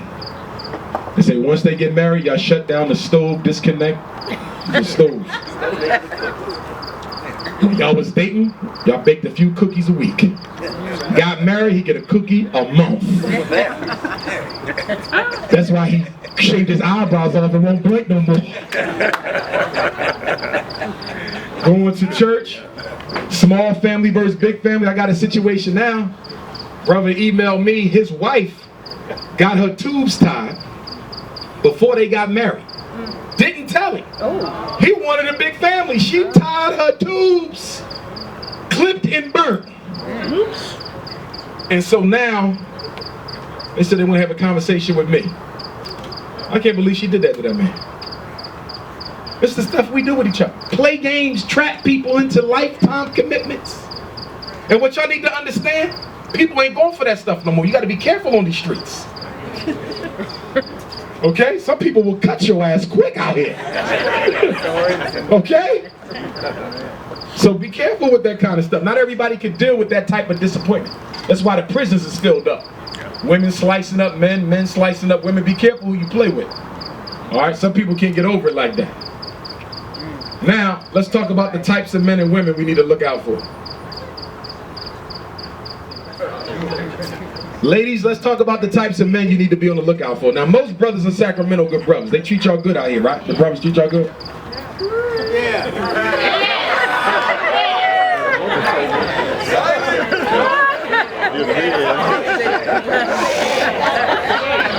All right. I'm gonna stay out of that. That's family business. Every once in a while, you run into one of these types, ladies. You want to be careful. You have the pimp, the predator, the player, the couch potato, the impregnator, and the professional. Let me break them down. First, you got the pimp. And by the way, this is all ages. Okay? All ages. The pimp is the man who will use you for your economic resources, black woman. Your credit cards, your house, pay his child support, pay his bills, finance his life. He's looking for a benefactor. He's looking for a sponsor. He wants you to be his puff daddy. He will use you and drop you off once he sucks you dry of financial resources. First of all, what do women who fall for these type of men have in common? Low self-esteem. And let me say this about low self-esteem, male or female. If you have low self-esteem, you should date people with low self-esteem. That makes sense. I'm being real. Listen, you have to date in your self-esteem bracket, or you will get your feelings hurt. I'm being dead serious. Listen to me. If I got low self-esteem. What the hell am I doing dating a woman with high self-esteem? Do you realize she's gonna treat me like a damn slave? An indentured servant? Have you ever seen a man with high self-esteem dating a woman with low self-esteem? How does he treat that woman? Like she's nothing? It is impossible for someone with high self-esteem to respect someone who ain't got none. Whenever you see a couple that is unevenly yoked with the self-esteem level, it never works out. It can't. So if you know you got low self-esteem, find somebody else with low self-esteem. That way he know nobody wants you, and he know, and you know nobody want him. Y'all can stay together. Help each other, bro. You gotta be evenly yoked. You got to be evenly yoked. A woman with high self-esteem, date a man with high self-esteem. You got average self-esteem, you date somebody with average self-esteem. Low, stay with low. Now let me throw a little trick question out. How many of us, don't answer this open, this is for you, this is rhetorical. How many of us have an ideal mate on paper? Now that ideal mate that you want on paper, they're likely to have what kind of level of self-esteem? Very high when y'all describe the type of husband or wife you want. Now let me ask you a question. If you ran across that person, why would they consider being with you?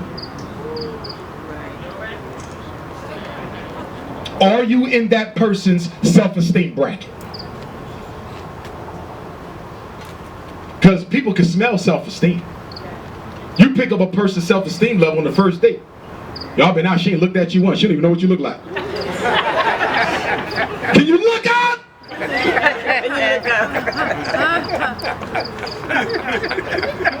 This is real. I'm giving it to y'all straight. So that's the pick. He want to use you for your money. Then you got the predator. Excuse me, not the predator, the player. Let's do the player next. Player the opposite of the pimp. He don't want your money. He got his own car. He got his own house. He don't need nothing you got except one thing. The one thing. The immortal cookie of Sacramento.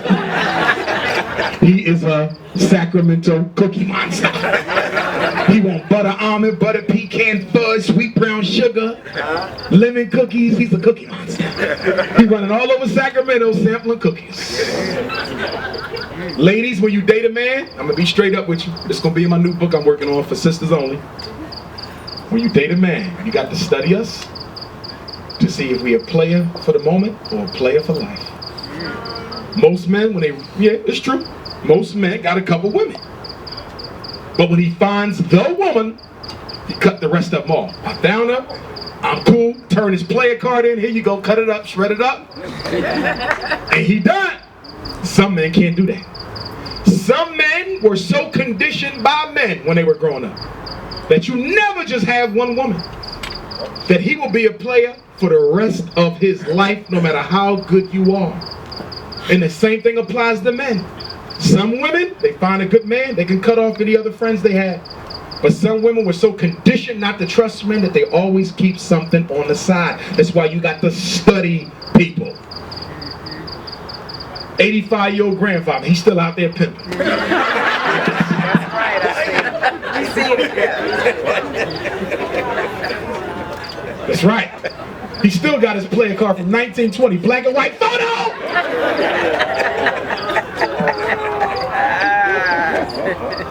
And then you got the predator. He's dangerous. He's the domestically abusive black man. He can sniff out his victims. He can see the self-esteem in the room. He can say, she's a sucker. She's a sucker. She's a sucker. And he gets with you and he treats you real good for the first couple months. Then he start separating you from your base of support. You go to church every Sunday with your mother? Not no more. He said, you need to be home with me. I'm your man. You go out with your girls? Lucky Tuesday at the club for a few drinks and not no more. Tell her you got a man. Anytime he don't want you to do something, you got a man now. And you like, baby, but this is what I do. Me and my girls been doing this since high school. I don't care. You got a man now.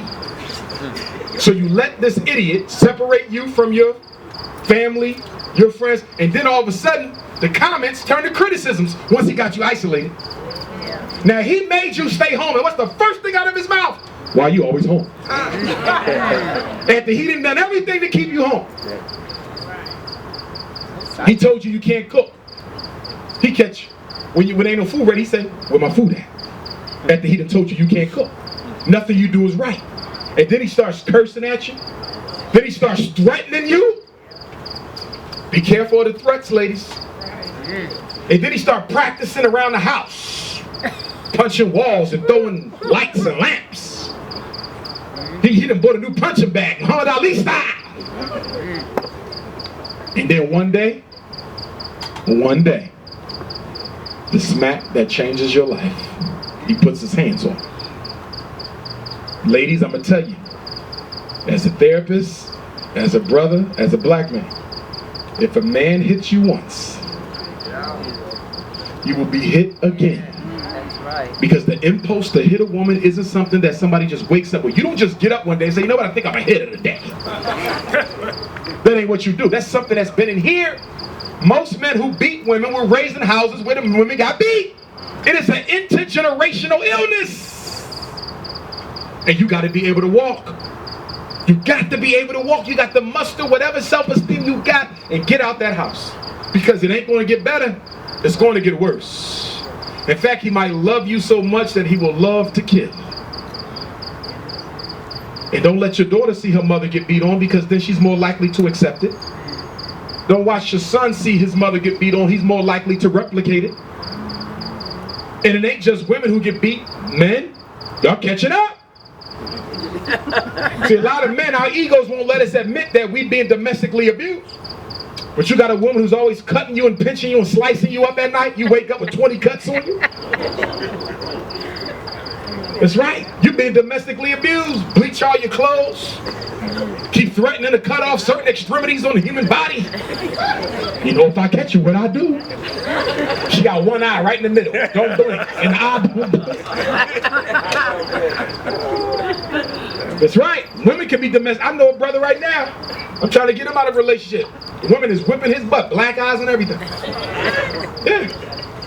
Yeah. Because see, the law will protect the woman, but the law won't protect the man. So you got to know when to walk, fellas. Because you keep it up, one day she might shank you for real. And you don't need that in your life. And then you got the couch potato, lazy ass black man, spoiled by his mother. That's right, he wants to live off his woman. He don't want to work or nothing. I ain't talking about a brother who came out the joint looking for a job, can't find one, and his queen is holding him down. I'm talking about a man who ain't got no record. Perfect, healthy condition. But he chooses not to work. He said, my mother said I'm so much of a king, I ain't got to do nothing but breathe. And so he go find him a woman, and he wants you to work, he wants you to pay the bills. You come home after a hard day's work, he's sitting on your couch with your flip-flops, your do-rag, your robe, and got a nerve to ask you what's for dinner. He been home all damn day. And you got a nerve, oh baby, it's coming, let me cook up something fast. Now we're going to talk about the fellas, we got to talk about the ladies. Look, they itching. Look around, why y'all itching? Show me they're doing the shuffle, sit still. Why y'all women shifting and moving? I gotta go to the bathroom. No, stay there! Which one are you? So we got Miss High Maintenance. We got the Hopeless Romantic. Hot in the Pants. The Healer. The Homicidal Heartthrob. And the Home Wrecker. I'm gonna start with the Home Wrecker. I see people getting up and leaving. The Home Wrecker is the woman who specializes in taking other women's men. She might be dealing with 4 or 5 men, they all married. She got so tired of people taking her man, she decided to become just like them. She never thinks she can have a man to herself, so she just shares everybody else's and derives her self-esteem from the fact that she can break up a happy home. Black men, ain't no black woman on this planet who's going to be a secret in your life forever. The competition amongst black women is too intense for you to think that woman is going to be a secret so another woman can be happy with a peace of mind. Ain't going to happen. Start off real good. She come up to you, say, I'm married, wife and kids. I understand that. In fact, one of the things that attracted me to you was such a good provider for your family. See why you laughing, right? He got stoned! But this is therapy! It's alright tonight! Getting off camera! Don't put him on the camera! Why would I want to take a good man from her husband? I just need a little bit of companionship, that's all. So you start dealing with her. Start off seeing her once a week. A year go by. Y'all done made so many cookies now, her head done got blown up. Now she want to see you twice a week. Now you're like, I don't know how this gonna work. This get kind of tight. Year 2 come by. Now she wants you to get rid of the wife for her. I said, you know what? I knew something was wrong with you because Dr. Umar told me if they don't blink.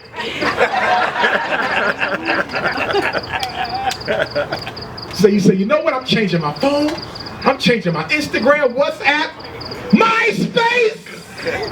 I'm getting all new accounts. You think it's over. You done lost your damn mind.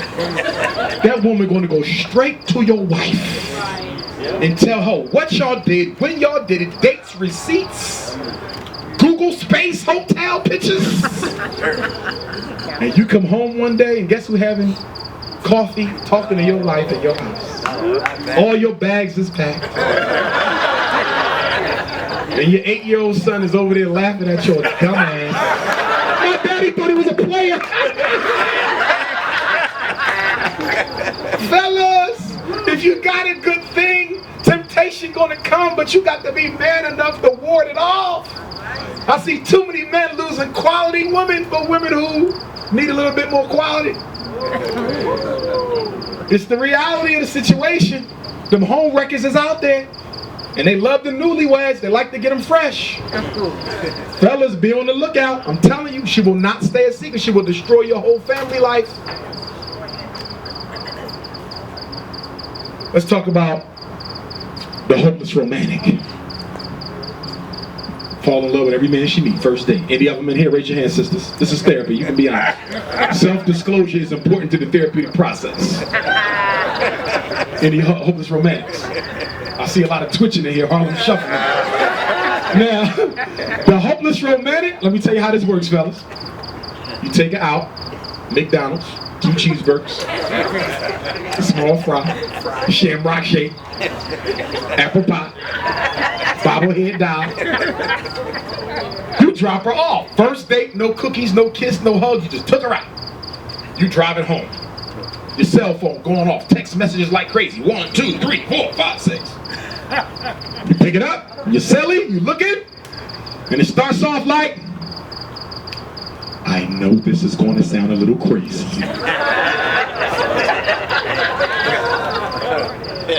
But I can see things.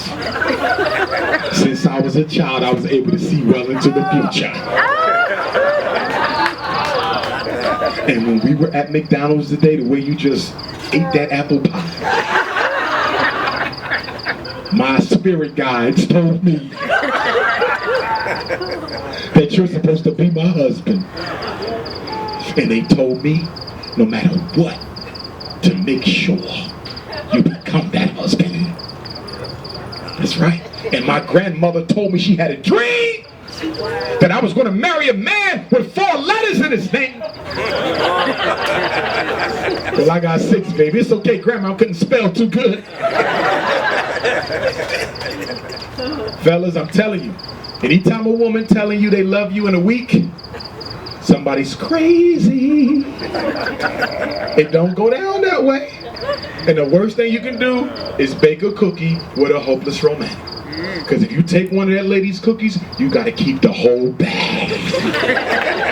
You are not leaving her. Not them cookies. Took one of them cookies, she's not letting you go. She will stalk you, come to your job, stalk you on Facebook, Twitter, Instagram, follow you around. You at the supermarket, you the only person in the supermarket, your phone ring. Hello? What are you doing in the ice cream aisle? You know you down. You know you were diabetic.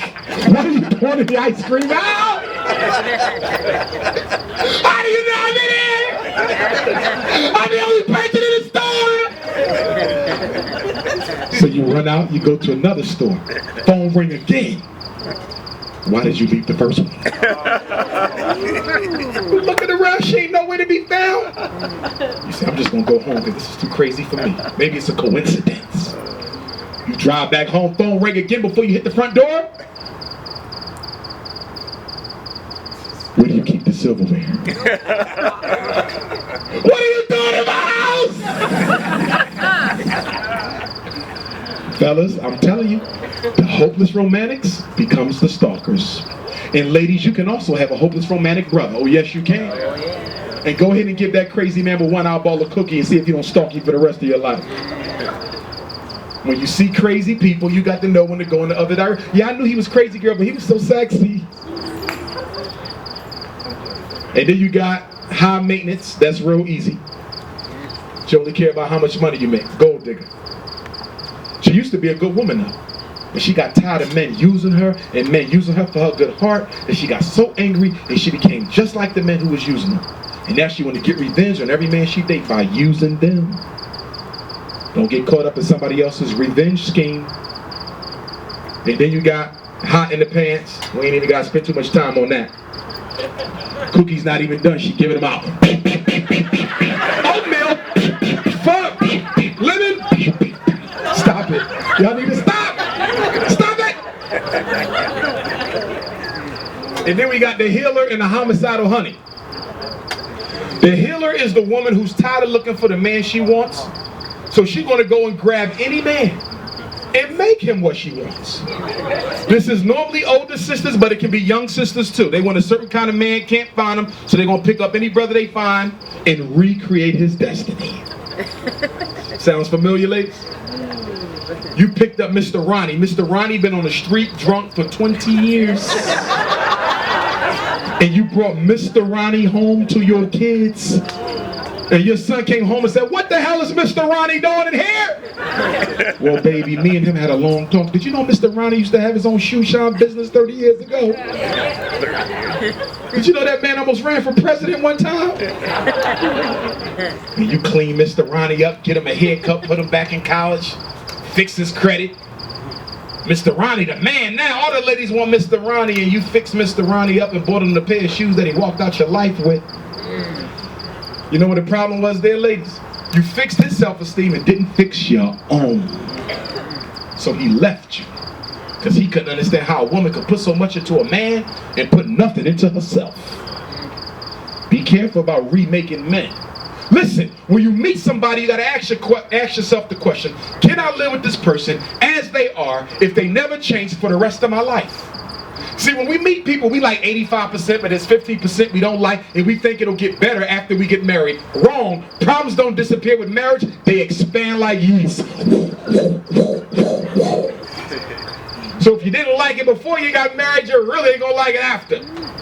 And nobody's perfect, but you gotta be able to live with each other's inadequacies and stop hoping they disappear just because you jumped the broom. It's like the lady who makes the man marry her because it'll make her feel he won't cheat no more. Marriage doesn't do anything to promiscuity. If he was promiscuous before he got married, he's going to be promiscuous after he gets married. Fellas, the same thing with you. If she was promiscuous before you married her, she'll be even more promiscuous. I'm going to be honest with you. I worked in schools, right? Them married women off the hook. I mean, it makes you scared. I'm like, my goodness, all these married women, they just coming at you, hard-working husbands and stuff, nice rings on their finger, and don't give a damn about the institution of marriage. So when you out here, you better choose well, because a lot of people get married for security. Stop looking at people. And then you got the last one, which is the homicidal heartthrob. Drama queen, big mouth. This is the woman who put all your business in the street. She tell everybody every time you do something wrong. She tweet and Facebook everything you do wrong. Would you believe he lost his job today? Damn, why this man can't keep a job. If y'all have a problem, she'll come to your job. She ain't got no discretion. Ain't no discretion in it. And she loves to fight. And she can fight. In fact, you don't even want to box her. Because that jab she got laid you down last time. And she ain't scared of nobody in your family. The worst thing you can do is threaten her with your cousin. Oh, really? She will beat up your mama and your baby mama together! A couple scars to let you know they've been in some rumbles. 3 baby daddies' names on the arm, and they all tattooed with a skull and bones. Rest in peace. 2 gun holes on her neck. Only 3 teeth left. Something about her swag just told you it wasn't going to be that type of relationship. Listen, and this goes for men and women. If you a low-key type of person, don't date nobody who like a lot of drama and attention. It amazes me how you have a sweet little sister. She's so sweet, and she's dealing with Mr. Roughneck. Well, you got a laid-back brother. He cool, and he dealing with the biggest mouth woman in the hood. You got to find somebody who's within your drama scale. Okay? If your drama number is a 1, why the hell you get a 15? In and out of jail, baby, can you come bail me out? Had to smack up the man at Fridays. Now, we got this issue of polygamy, right? Here's my take on polygamy. See, I got all the men's attention. Here's my take on polygamy. If a man wants more than one wife, I think he has a right to it. But I think every woman has a right to decide if she wants any part of it. So my point, fellas, is this. You cannot manipulate women into plural marriage. I think that's wrong. If you're going to have 2 women, be honest about it and let her know. I think I'm going to have 2 queens. Don't lie. Because what a lot of brothers is doing is talking about something, nah, baby, you all I need. I don't think of nothing but you. 6 weeks later, she done found you with somebody else. You lied. If you want 2 women, say that. You want 4 women, say that. Of course, you got to be able to provide. See, the sisters thing is, not only do you want me to put up with this, you ain't even got the finances to sustain this shit. So, fellas, you got to make sure you can handle 2 houses. Ladies, y'all got to be honest too, because some of y'all polyandrous. That's right. Some of y'all got more than one partner too. Got real quiet in here. That's right. Some of y'all got more than one house. Y'all maintain it. I got to pay the rent. So, let's say I was in charge of polygamy in Sacramento. Let me tell you how the system would work. Every woman who wants to get married, they would fill out paperwork. We would have a council of elders. 20 happily married elder couples. 20 mamas, 20 babas. All the men who want to get married, you don't go to the woman. You don't go to her first. You come to us. You come to the elders. You got to be trained.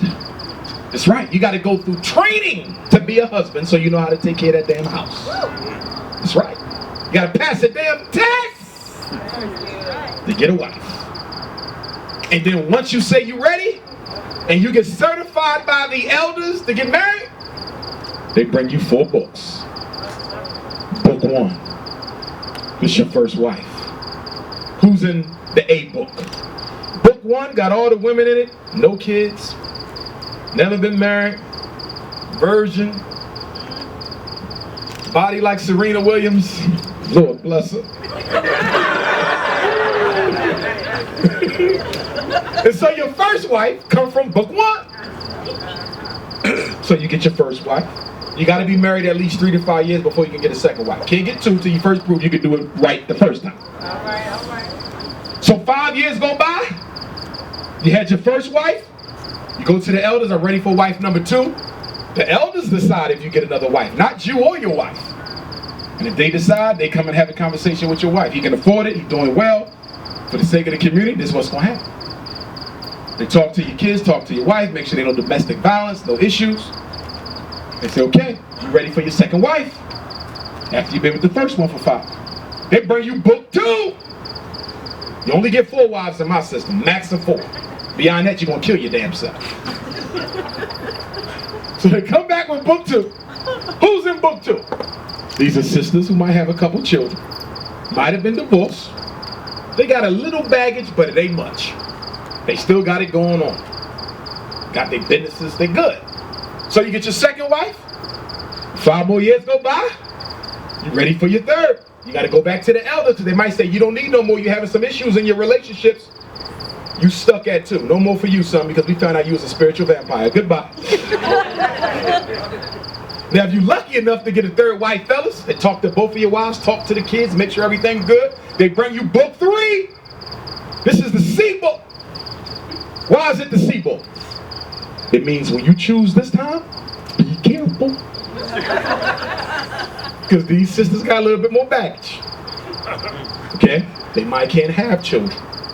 They might have a permanent disease that can't get rid of, a permanent contagion. HIV, herpes, whatever. But they have a little bit more baggage. Now some of the brothers in the audience is like, why the hell I gotta deal with this C book? I want all my wives from the A list. No! Now why can't the brothers get all their wives from book 1? Because every man want their wife from book 1. And if we let you marry all the attractive single virgin women, what about all the other sisters? In African polygamy, all the women are supposed to have an equal chance of getting married, not just the attractive ones without no children. A woman with 10 kids in the projects should have just as much opportunity to get married as a single woman with her law degree with no children. It must benefit the women as much as the men. So you cannot just go and get all the Beyoncés and think it's going to be that way. No, you have to share the good with the not so good. See, ladies, if you organize polygamy right, ain't no man gonna want it anyway. Stop laughing! Cut it out, Queen Mother! Cut it out! All y'all got to do is set it up right. So then, he ready for his 4th wife. He got his A wife, she gorgeous. B wife is gorgeous too. C wife a little bit more careful, but she alright. The elders bring him his last book, the D book. Y'all need to stop. You know what D stand for? Dangerous. You better choose this one right. Now, what type of women in the D list?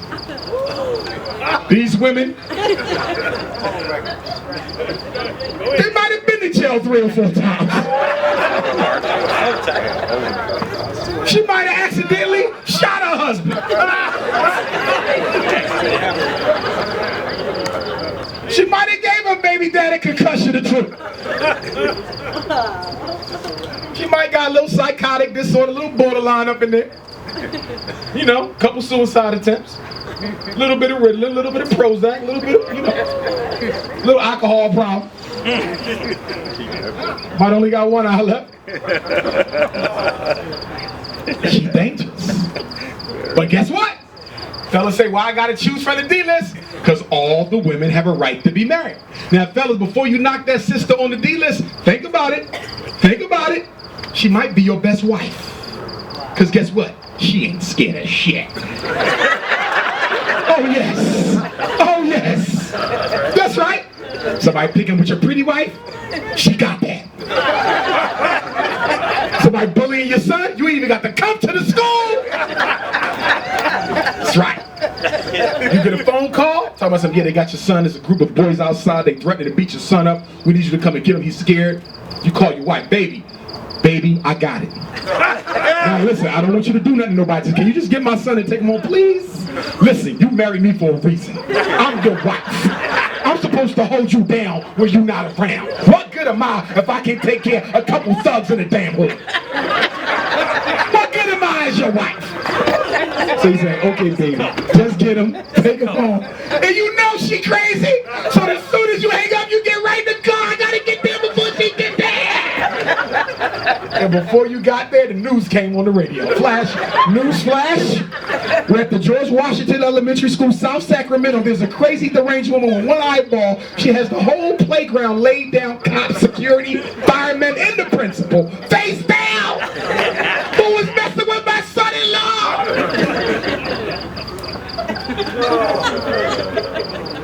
That's right. P-list? I can bring it to my lectures. She be up here like this.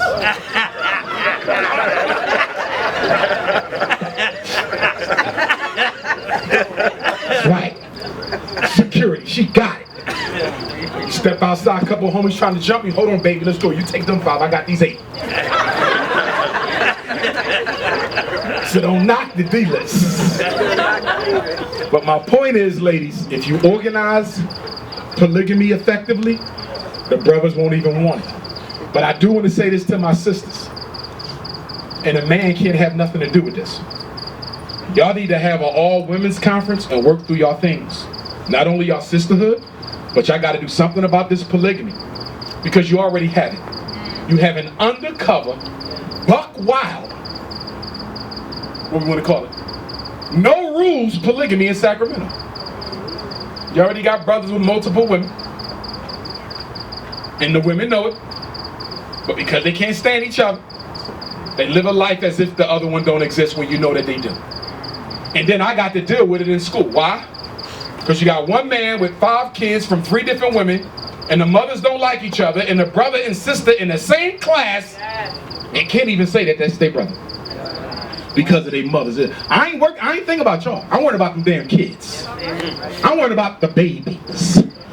That's why we got to put some rules to it. Make these men accountable. Because right now, a lot of them not. Got you, got her, you acting like she don't exist, she acting like you don't exist, I got my cake and eat it too. Put some rules to it. That's all I'm saying. Okay? Now, and the men ain't gonna want it, some of them, because you put rules to it, because now you're talking about accountability. See, in my system, there is no such thing as undercover polygamy. If you got more than one wife, everybody knows it, because you had to marry those women in a public setting. Ain't no secret polygamy. The man don't go out and find his own wife, because he ain't gonna tell everybody that that's his wife. So the elders are gonna broadcast it all around. Man with another woman, I'm leaving. I'm out. I'm not gonna stop you. If that's below you, that's below you. I'm not gonna stop you. I just got one question. You're leaving a man who provides, who loves you, who take care of his kids. What he did wasn't right, but you're about to leave this situation. I want to know who the hell you're going to find when you leave. I'm just giving y'all the real. Most men got another woman. So you're going to leave a provider for someone who don't provide at all. I'm going to tell you when you better leave, though, black woman. When do Dr. Umar say you better get out that relationship? When you was number 1, and now you number 2. The minute you ain't the queen bee no more, you are being disrespected, and it's time to pack your bags. Because once you go from 1 to 2, before you know it, you ain't even a top contender no more. I wish my daughter would come and tell me, yeah, daddy, I was his number 1, but now I'm his number 3. Oh, hell no, I'm gonna go get your bags my damn self. You don't let no man bump you down a few notches when you help make his ass. Do you understand?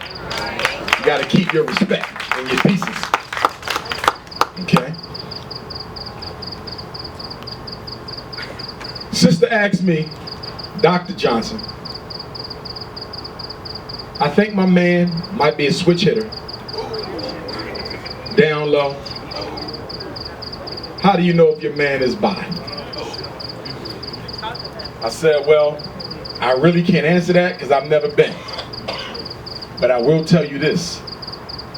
In my experience in therapy, and I've done therapy with a lot of homosexuals and lesbians, in my experience, if that man is homosexual, somebody in his social circle will reek of that energy. Are y'all following me? So if you have a suspicion that your man or your woman is practicing liberated sex, invite the whole social group to the house. Super Bowl. Tell your man, bring all his friends over for the Super Bowl party. Every last one of them. Davey, boy, everybody. Okay? Have your hors d'oeuvres, the beer, you want all 20 of his homies. And this is what you do, ladies. If they into other stuff, somebody won't be able to hide it. Study them. And so when you see the one with the long eyelashes who don't blink, you just got your answer. Because a heterosexual man don't hang with a homosexual man. So if your man got some of them in a circle, birds of a feather. I'll tell you something else. You do the laundry. What? You do the laundry. You know you wash the laundry. Yeah, right. And he accidentally put your underwear on.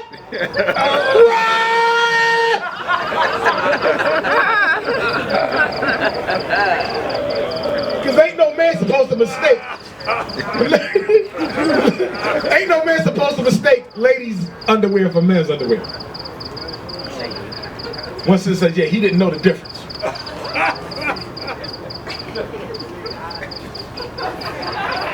Let me give you something else, ladies.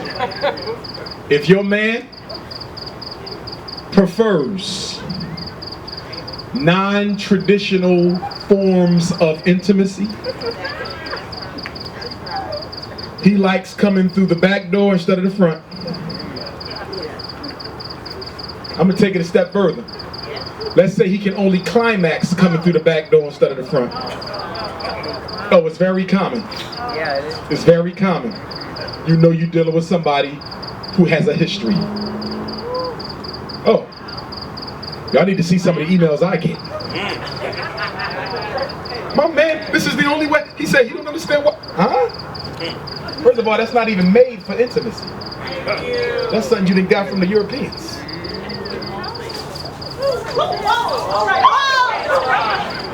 Nah, that's a squirrel. No, that was a squirrel. No, I saw it. That was a squirrel. Ain't nothing wrong with that. So ladies, y'all need to be careful because the AIDS rate going out of control. Bisexual men impregnating sisters, injecting sisters with poison energy. Ladies, be careful. If your man like being in the mirror more than you, if he like wearing his jeans tighter than yours, if the heel on his stiletto is taller than the heel on your stiletto, y'all think I'm playing. This is real. Y'all better come to the East Coast and see. My bad, it's California. It started over here. I had Harvey Milk and Autumn Boys. They remixed the whole gang over here. Y'all the first state to mandate homosexual studies in public schools. Wow! I didn't know that?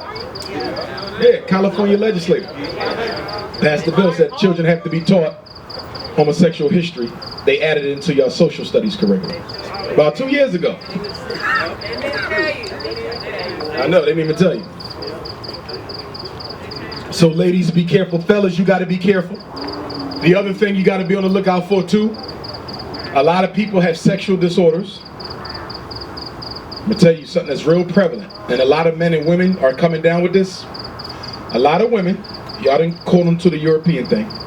So y'all like to do a lot of self-pleasure these days. Gadgets, toys, electronic devices, right?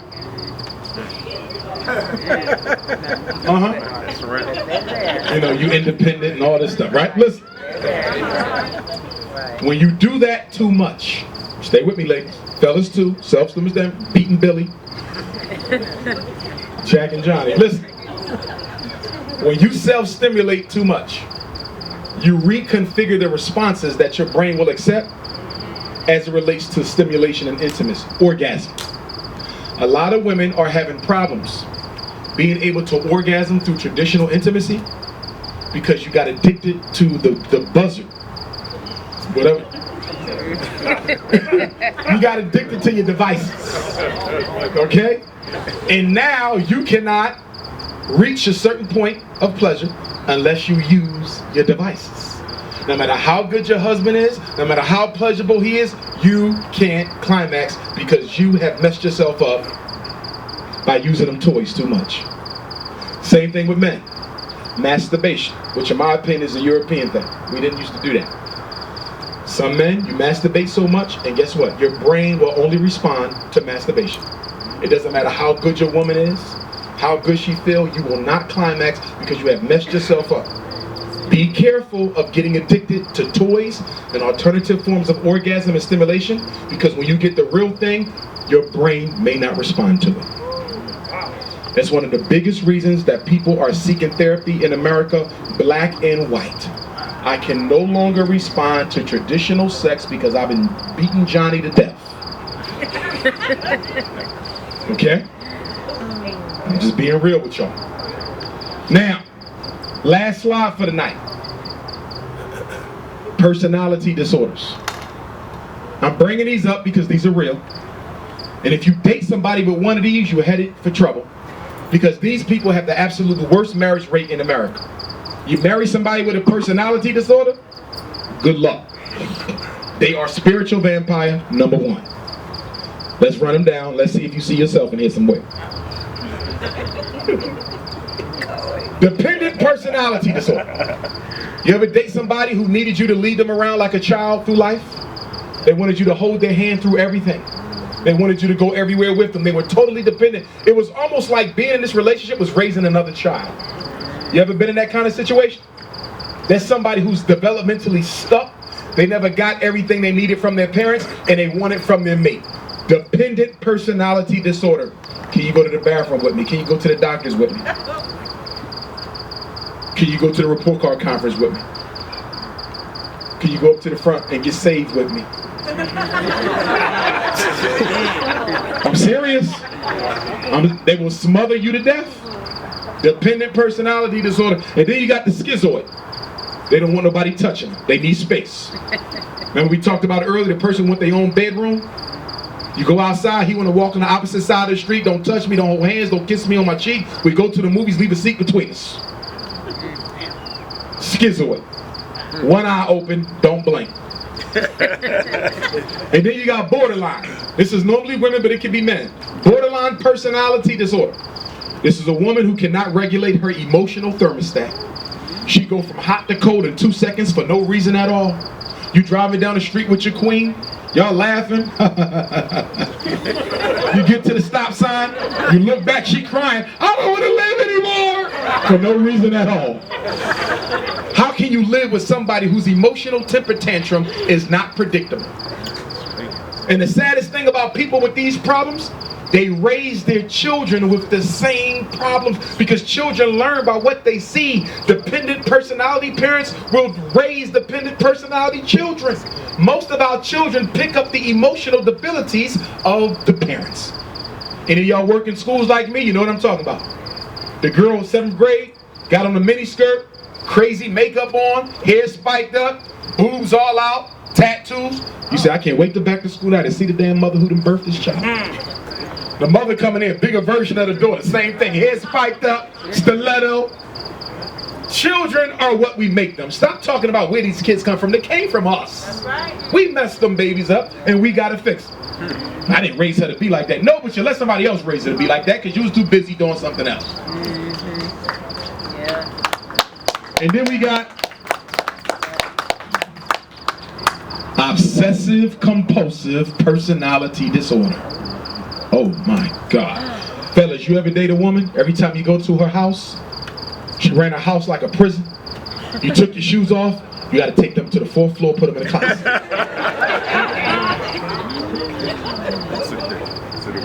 You go in the kitchen, you make something to eat, you drop some crumbs, pick them crumbs up. If you can't see them, here's the magnifying glass.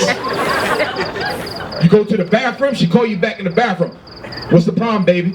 You left water drips inside the sink. Well, this is a sink, right?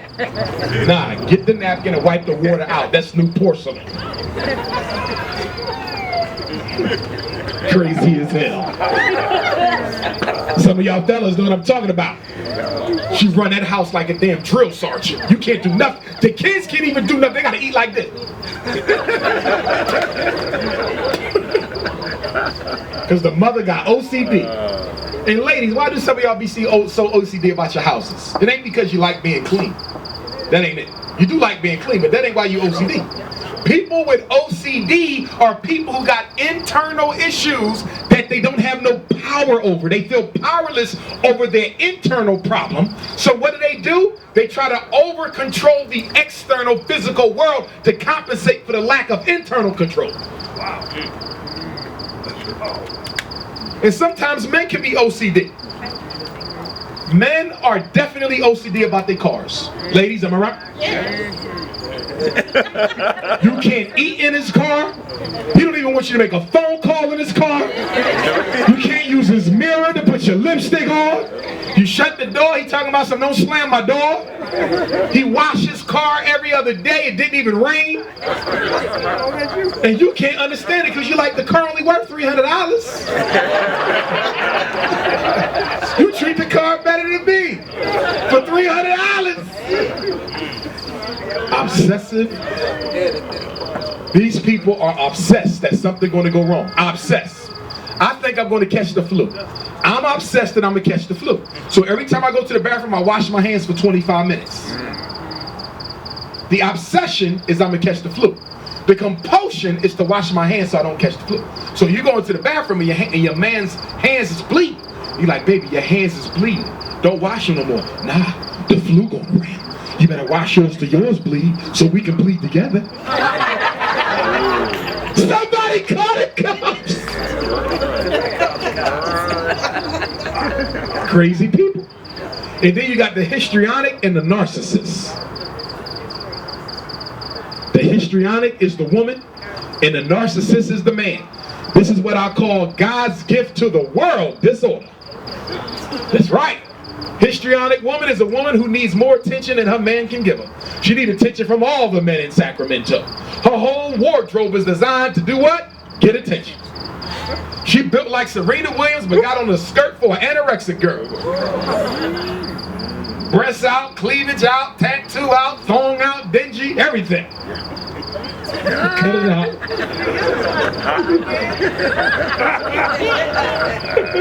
Stop it! Histrionic? It's report card night. She gotta go pick up the kids' report card. Now remind you they go to an elementary school, right? She walk in there like she going to the Grammys. Boom! Stilettos, mini skirt. The principal is like, what the hell is going on? Music start playing in the hallway.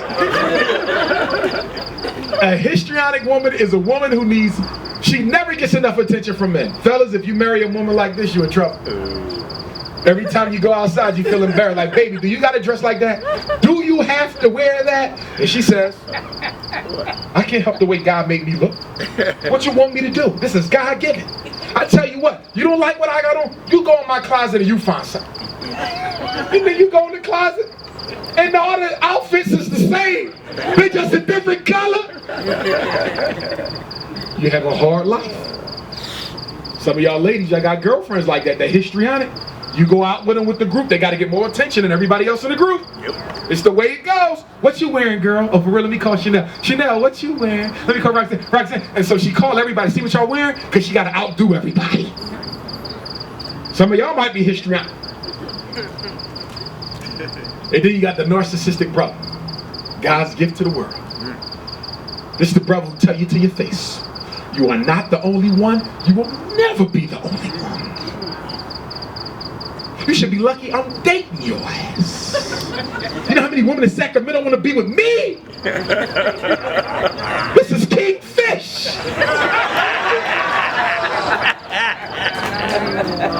This big fish. He says,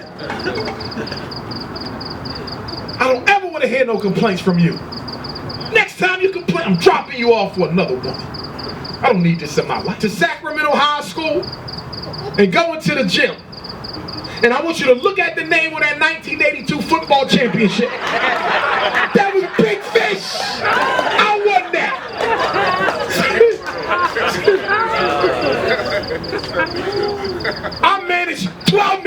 in this damn city. You better know who you date. Now, ladies, you got to distinguish between the fake narcissist and the real narcissist. The real narcissist really think he's God's gift to the world. The fake narcissist really got low self-esteem. Y'all with me, ladies? The fake narcissist got low self-esteem, but he tries to project this grandiosity like he's bigger than life when he really thinks this of himself. So you got to know if you're dealing with the fake one or the real one. Hell, if I was you, I'd rather be the fake one than the real one. That real one to have you rolling out red carpet when he come outside the house.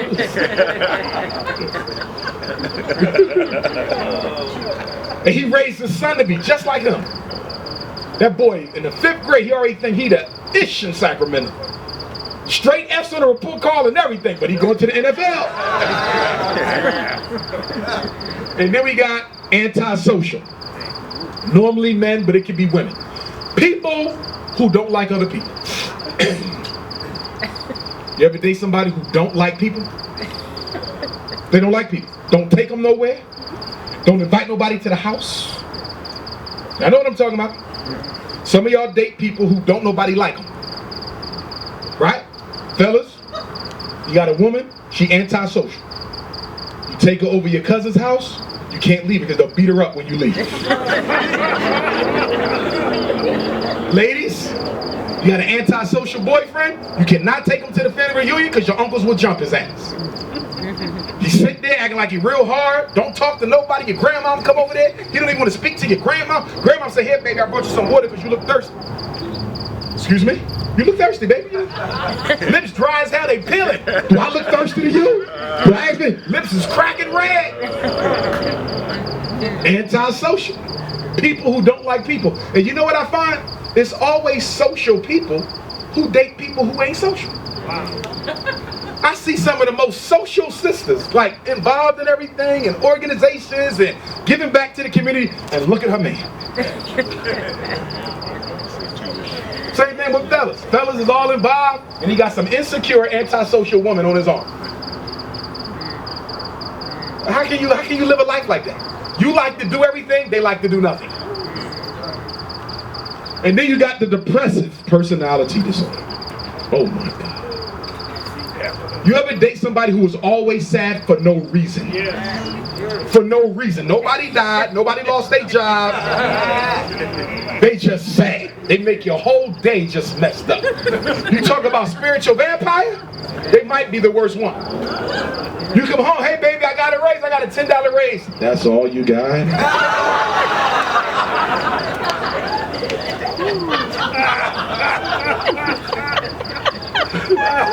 Your birthday coming up? He said, I'm gonna surprise him. I got all his friends from high school and college. They gonna come and we gonna surprise him. When he get home from work, he gonna love it. He ain't seen John in there since he graduated 20 years ago. The house is dark. He come, get ready, y'all. He walk in, everybody jump up. Who let y'all in my house? Messed the whole party up. Fellas, your girl like Beyonce. Beyonce coming to Sacramento. Boom, you went and got her the Beyonce tickets. $500 a piece. That's $1,000. Boom. This is the weirdo. Let me give you an example. Ladies, you meet a man, and he's weird. You can feel something about him ain't right. He ain't got it all wrapped too tight, but he cute. Why you not eating, honey? I would rather watch you eat.